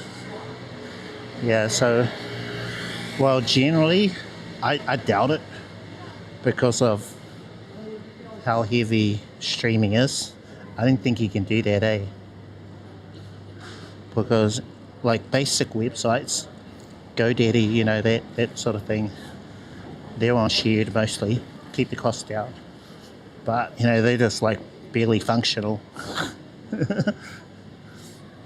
You know, they'll say that the uptime is 99%, but there have been plenty of times where my website was down when I've been on a shared server.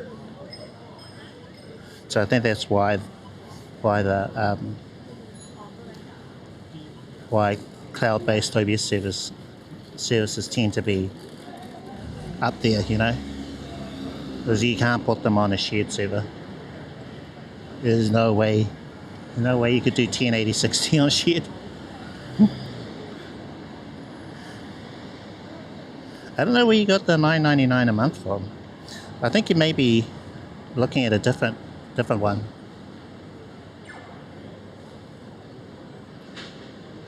So there's a couple of companies with a similar name. The one that I'm testing is called streamable.run. So just have a look.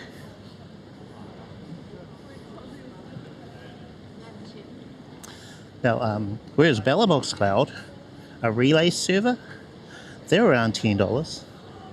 So that makes sense. Because they're just kind of like passing your stream through their server to the destination. So it's not the same as like your OBS in the cloud situation. So they tend to be, at least from what I've seen at least $50 a month and up.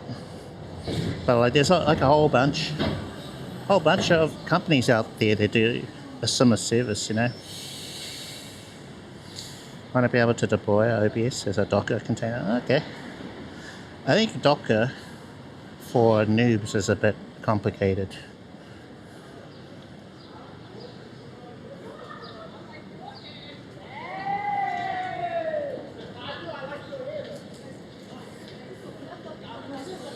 How does the method translate to mobile data? Is it something you're able to measure? How does mobile data? Well, I'm not sure about the question there, Chuck, but my generalized calculation is your live stream, or an easy number is 1 gigabyte per hour. But it will tend to be higher or lower than that depending on your settings. So if you're streaming at 1080 60 10 megabits per second, then it's going to use more data than 720 30. But a rough and easy calculation, 1 gigabyte per hour. Because that's easy to calculate, you know. If you stream for 5 hours, it's 5 gigs. But you would have to monitor your usage to see how much you're actually using. And phones, they can tell you.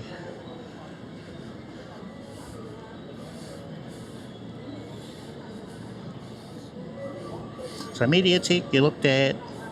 Okay. Anti-scuff, yeah, that's another one. So there is. You found it, okay. So let's see, what are the most well-known cloud-based OBS services? So there is Anti-Scuff, there is IRL Hosting, IRL Toolkit, Streamable now, and okay, I'm running out of services, but those are the main ones.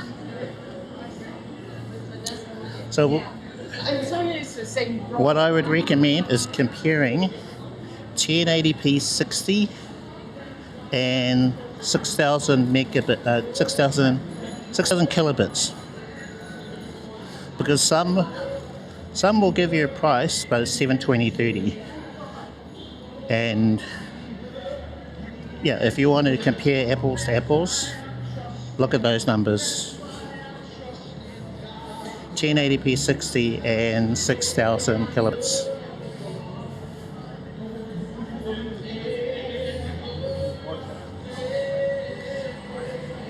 Found it. Sounds more like a dedicated CA. So that's a lot of data and a lot of processing power. You can't do that on a shared server, you know.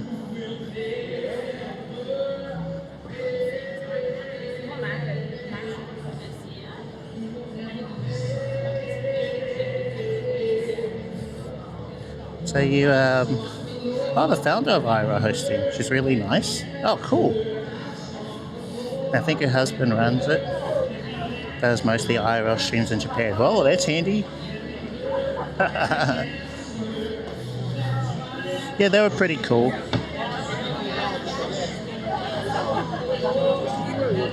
I signed up to one of their services for a couple of months, and they were good. Their support, pretty snappy, worked really well. Most of them are though, you know. You want to come to New Zealand in winter? Best time? Winter is very wet and cold, but not that bad.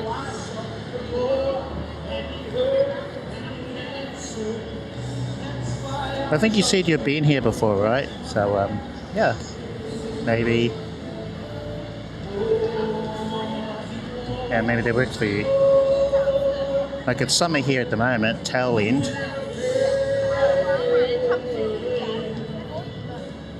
I prefer cooler weather myself.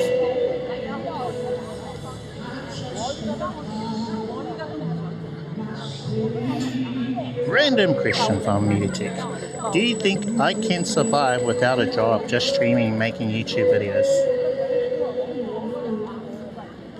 If you're just starting out, probably not, to be honest. Most of the big streamers that have full-time incomes, they've been doing it, YouTubers, they've been doing it for about 10 years. Yeah, they've built a following. But I mean,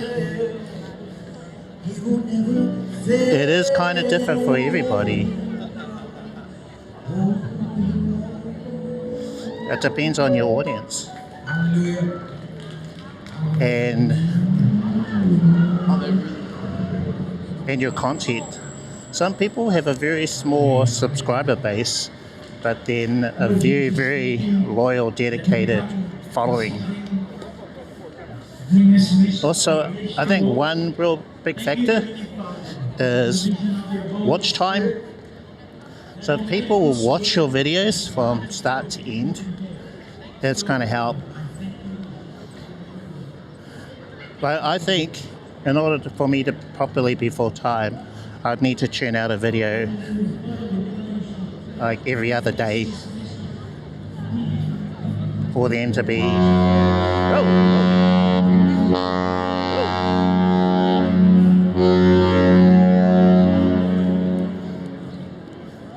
Another one.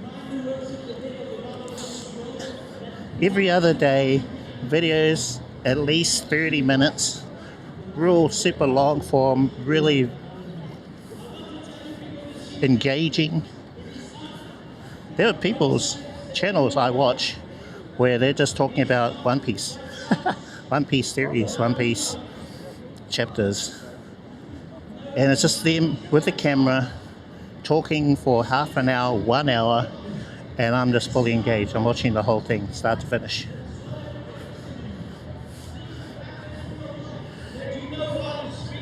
All aboard!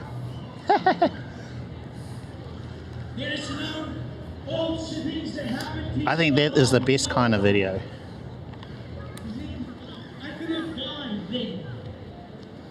If you can do that, you're going to do well.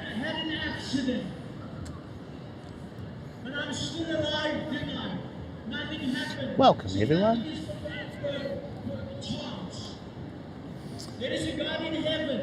If you can do that kind of content, you'll be fine.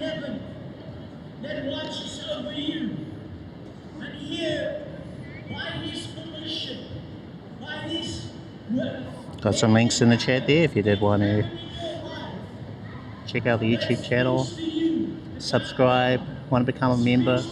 You'll have access to new videos before they're available to everyone else. I've got one in the pipeline, and it's my action force settings, specifically for IRL. So yeah, if you're having problems with your stream, it could be your action 4. Maybe you haven't got the right settings in there. So you put my one in there and then adjust. So use mine as a foundation and then build from it. You know, add, adjust the light, adjust this or that, you know. Okay. That's when I will subscribe. Okay, yeah, sure. Okay. Sweet ass. Installing OpenCore today. I go down the rabbit hole. You tried everything out, eh? Everything. I found when I started installing too many things, I was breaking other stuff, especially my main streaming setup. So I'm a little hesitant to install too much. Sometimes there's such a thing as too much stuff. Like even today, our overlay chat isn't working because of the split between self-hosted and remote cloud-based. I'm a real big nerd. Well, we're in the right place because we're a bit nerdy on this channel. We're tinkerers, we love this sort of thing. And I'm able to share my experience with you guys because of that. On a separate Linux PC. Oh, okay. Is that loud? I might have to move somewhere a bit quieter. Oh no, not too bad. Just wondering if that the preacher was drowning me out. Nah. Okay.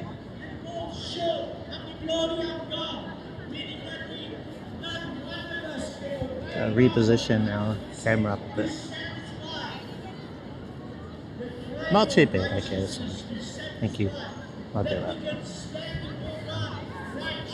Yeah, I think if I was seated directly opposite, I'll just have the full volume of the speakers, eh? Yeah. Okay. Right, so today was a fun one. I enjoyed hanging out with the kitties. I miss having a furry friend about. Haven't had a pet since I lived with my mum. That was a long time ago. Yeah, ever since I moved out, all the places I've moved to have not allowed pets. So it's good that they got places like the cat cafe that we went to earlier. What's that? Weighty. Close to the weighty? What's that? I don't know what that is.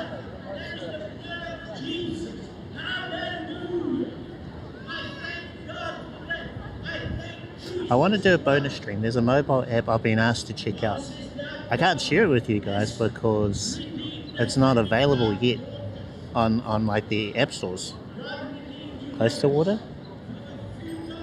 Technically in Auckland we're surrounded by water. I got the ocean to my left. Oh, cruise ship, if that's what you... Yeah. That. Bye.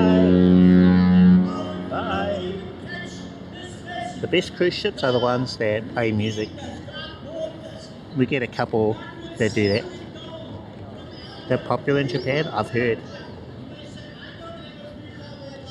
Yeah, I've heard they're really popular. They have all kind of cafes there, right? They got the maid cafes. I don't know if I'd go to one of them. That sounds kind of interesting. Let's say interesting. Maid cafes, a robot restaurant is what I want to go to. Oh, my transmitter's running out of battery. Oh man. I guess that's a sign. So the battery lasts up to 10 hours. How long have we been going?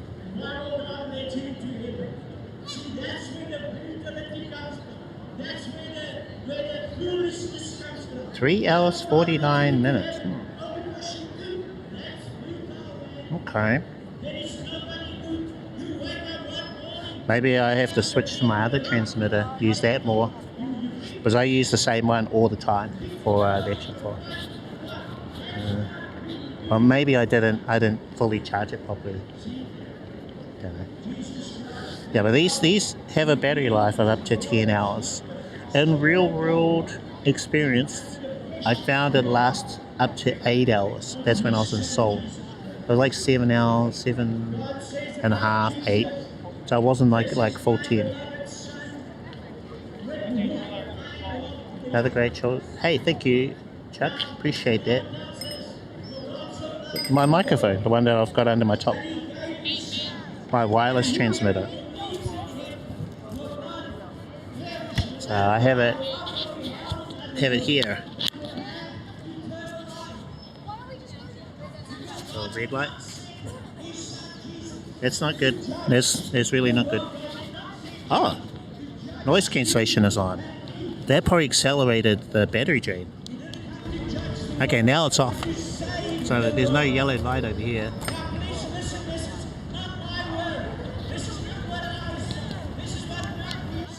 See the yellow light? Noise cancellation. So it was on. So it's going to drain the battery faster. So it's now off.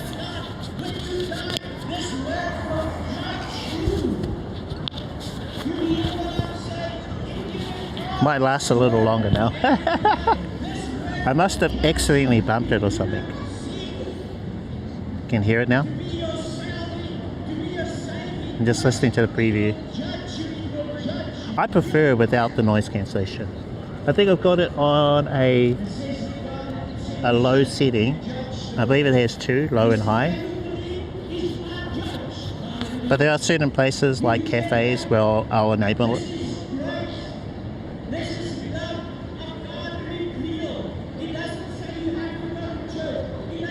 Yeah, you can hear more. Like it does affect the sound when you enable it. But in places where it's really noisy, that's where you might want to turn it on. Maybe adjust the mode to a high instead of ambience. It's like with the low cut filter, when you enable that too, that affects the low end, so a less full sound.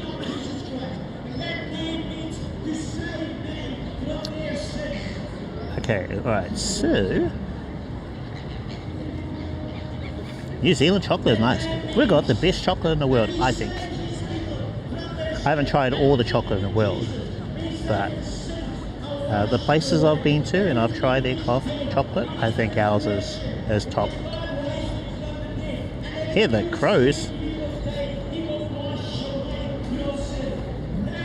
The actually, I was going to say the two-legged kind, but crows are two-legged.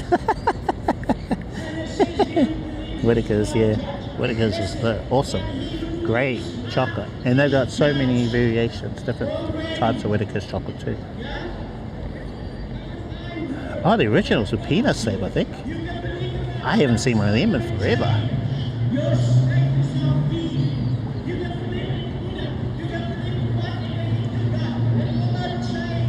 Top tier. Tell ya, if you haven't tried it, you're missing out.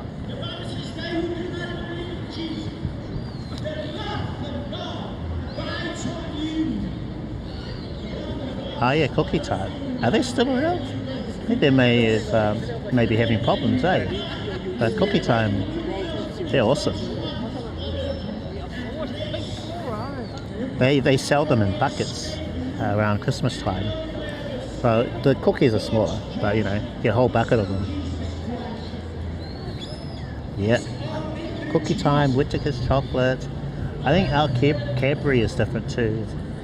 Although, I think they've been playing around with the recipes over the last couple of years, eh? So it doesn't taste the same as it did.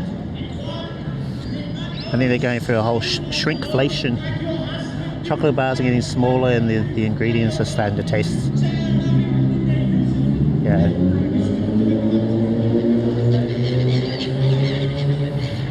Get here in Aussie. You pay double the price? Really? Wow. Okay. Well, when you head this way, you get them everywhere. I think the only thing that I kind of miss from my travels is on one of my trips I went to Mexico and a place that sells tequila. Now this, I'll call it brewery, I've forgotten the name for it. But they sold different kinds of tequila. What we get is like three, basically, Blanco, Reposado, and Blanc, Reposado, and so they go from like a white color to kind of light brown to like a dark color. But over there, the one that we went to, they had tequila infused flavors. So you get like a chocolate infused with tequila, and it was the most amazing thing ever. You got one which was like a mandarin infused with tequila. So it's not just adding tequila to it. It's like from the scratch, from the ground up, they create something that's like totally different. I've still got one that I've held on to for years. So I take little sips on special occasions. Oh. And it's just like melted chocolate. That's what it tastes like. You can get those ones from what are those tequila places? I forget the tequila brands. They do like a cafe version. It's not the same. Nowhere near as good. One tequila, two tequila, three tequila floor. Oh, pace yourself like anything, you know. Now, when you get the like proper real tequila, it's way different. the ones that you can buy. Well, the ones that I can buy here, they're nowhere near as good as like the ones I had. They're not supposed to make you sick. Sick like a lot of the ones we get here. Hey, Mudi.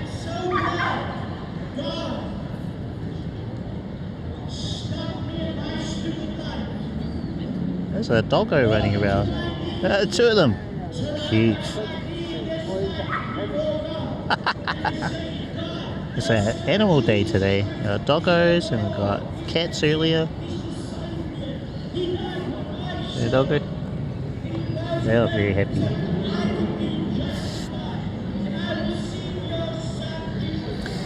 Okay, I think that'll do for us today.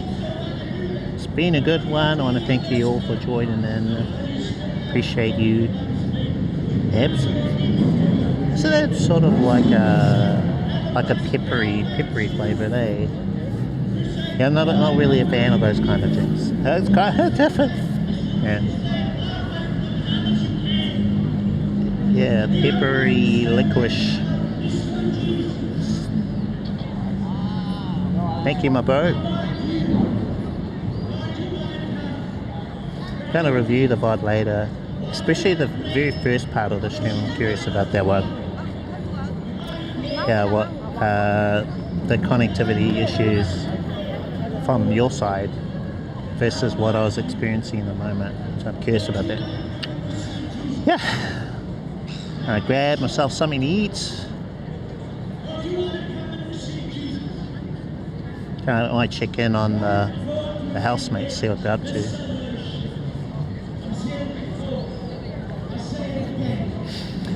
Yeah, like possible bonus stream, maybe Sunday, Monday. I'm not sure. Nothing tomorrow. Oh, actually, yeah, I'm catching up with some friends tomorrow. I will probably have a headache. On Sunday. We'll see. It's supposed to be a lunch, so maybe I'll be okay.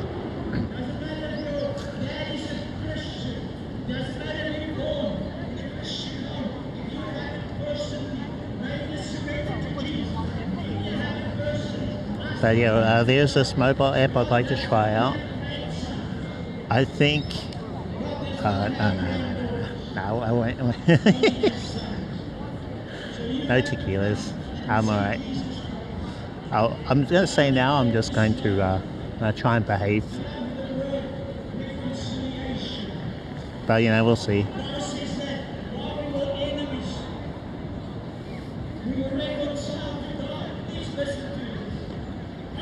Maybe 1 or 10 drinks. No, just one. 1 or 2. I've got this desktop app that I've been working on. I want to get back to that. I've only been able to work on it a couple of times this week because I've had videos that I'm editing, other projects. So all I've been able to do is troubleshoot, fix bugs. You're well behaved, lad. Not drank in ages. Oh, good for you. Nice one. Good on you. Whereas, yeah, I don't really drink. Not like used to. Back in the day, I was out every weekend. Yeah, but I'm not really a drinker now.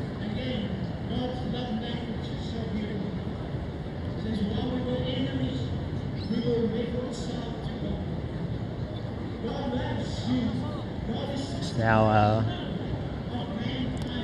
my drink of choice now is coffee. That gives me joy. I love my coffee. Flavored coffee. Okay. Yeah, coffee is my drink.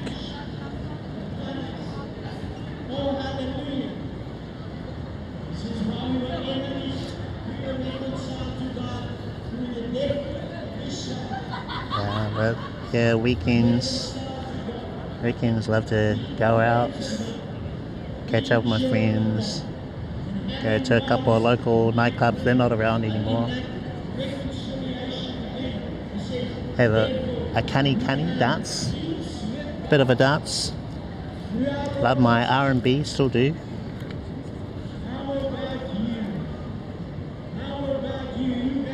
Coffee is awesome, yes. I love coffee. We didn't feature any coffee in the stream, but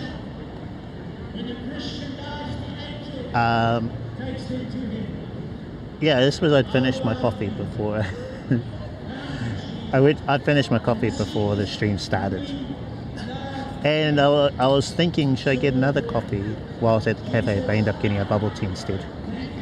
Around the city. Oh yeah,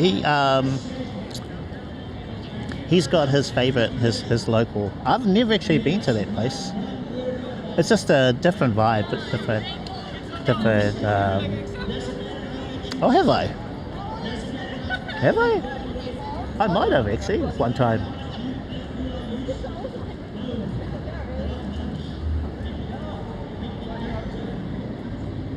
He's always about it. Yeah, Ray's a laugh. A big man. Ray's a cool guy.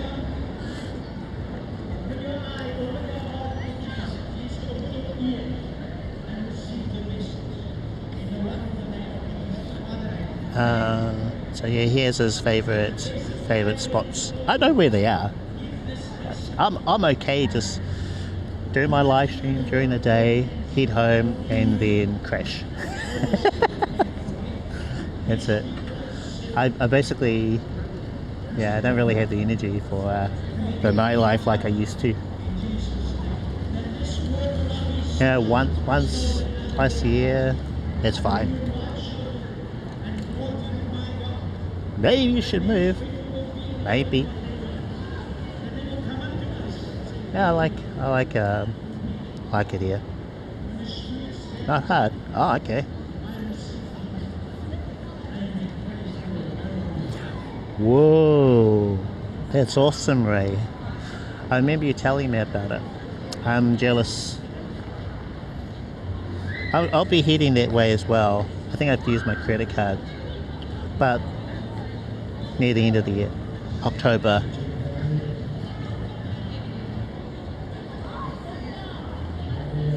Which would be winter? No, it'll be not summer. So when I went there last time, it was summer, real hot. It'll be in the cooler months, but I won't be there for very long. You'll be able to tell me all about it. I hope you get to go to a robot cafe or a robot restaurant, because that's what I want to do. When I first heard about robot restaurants, I was like, hell yeah! Yeah! But I think I'm gonna get smashed. I don't think I'll be able to use my setup here. I'll have to use something else. I think we're doing that. Okay. Yes. Robot restaurant. Let's see. They've got their version of Disneyland over there. So Disney Sea. Tokyo Disney Sea, I think it's called. So that's a place I've only got like 2 days or 3 days. I wouldn't have much time to spend. It's the preachers. So they'll have a sermon for a bit and then they'll have a sing. Great singers. Got pipes for days. That's why I wish they would sing as they're doing their sermon.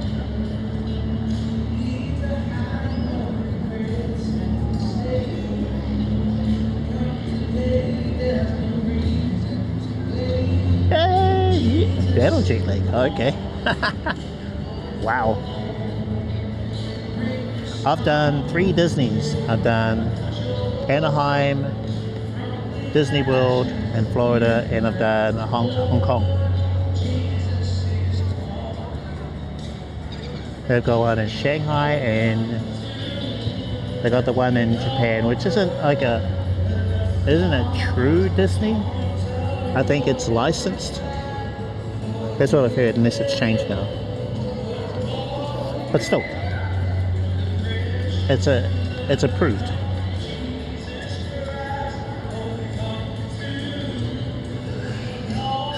Anyway, should wrap up, eh? I said I was wrapping up before. Let me see, I'm just going to check some things.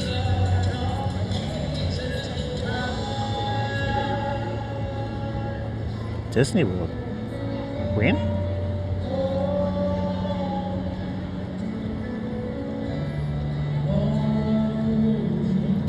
Four?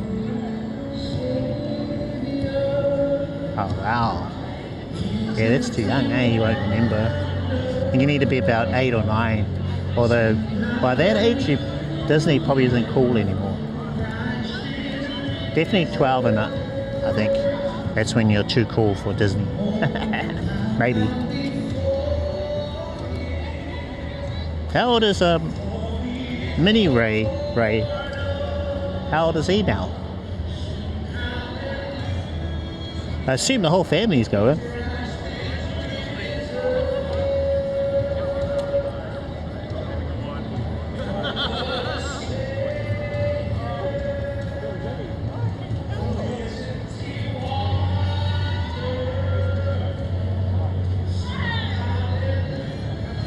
Nine. Oh yeah, great age for it, eh? Yeah, they'll remember. They'll remember it. Take a lot of photos.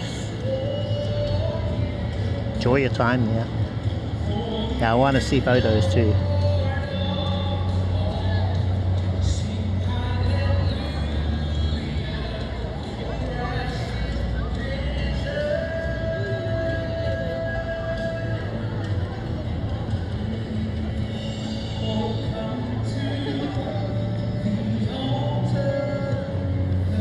Okay, I said we were going to wrap up. We should do that, eh? Okay.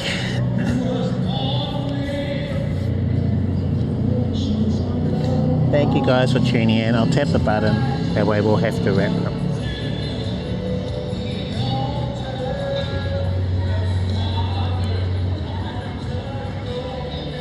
Right, button's been pressed.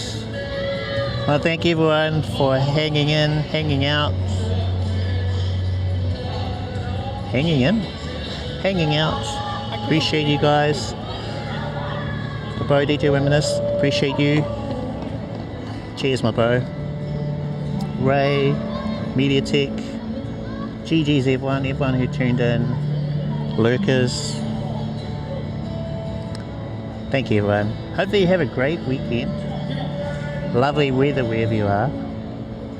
Cheers, Mediatek. Yeah, thank you, everyone. May have a bonus stream. We'll see, you know. We'll see. Alright. I don't know if we had any activity. Thank you, Ray.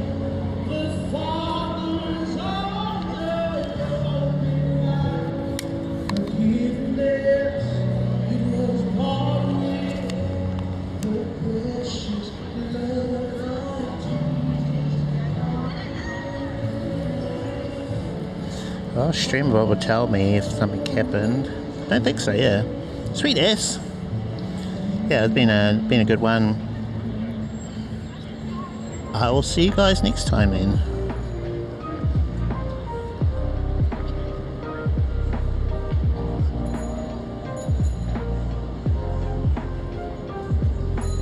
Till next time.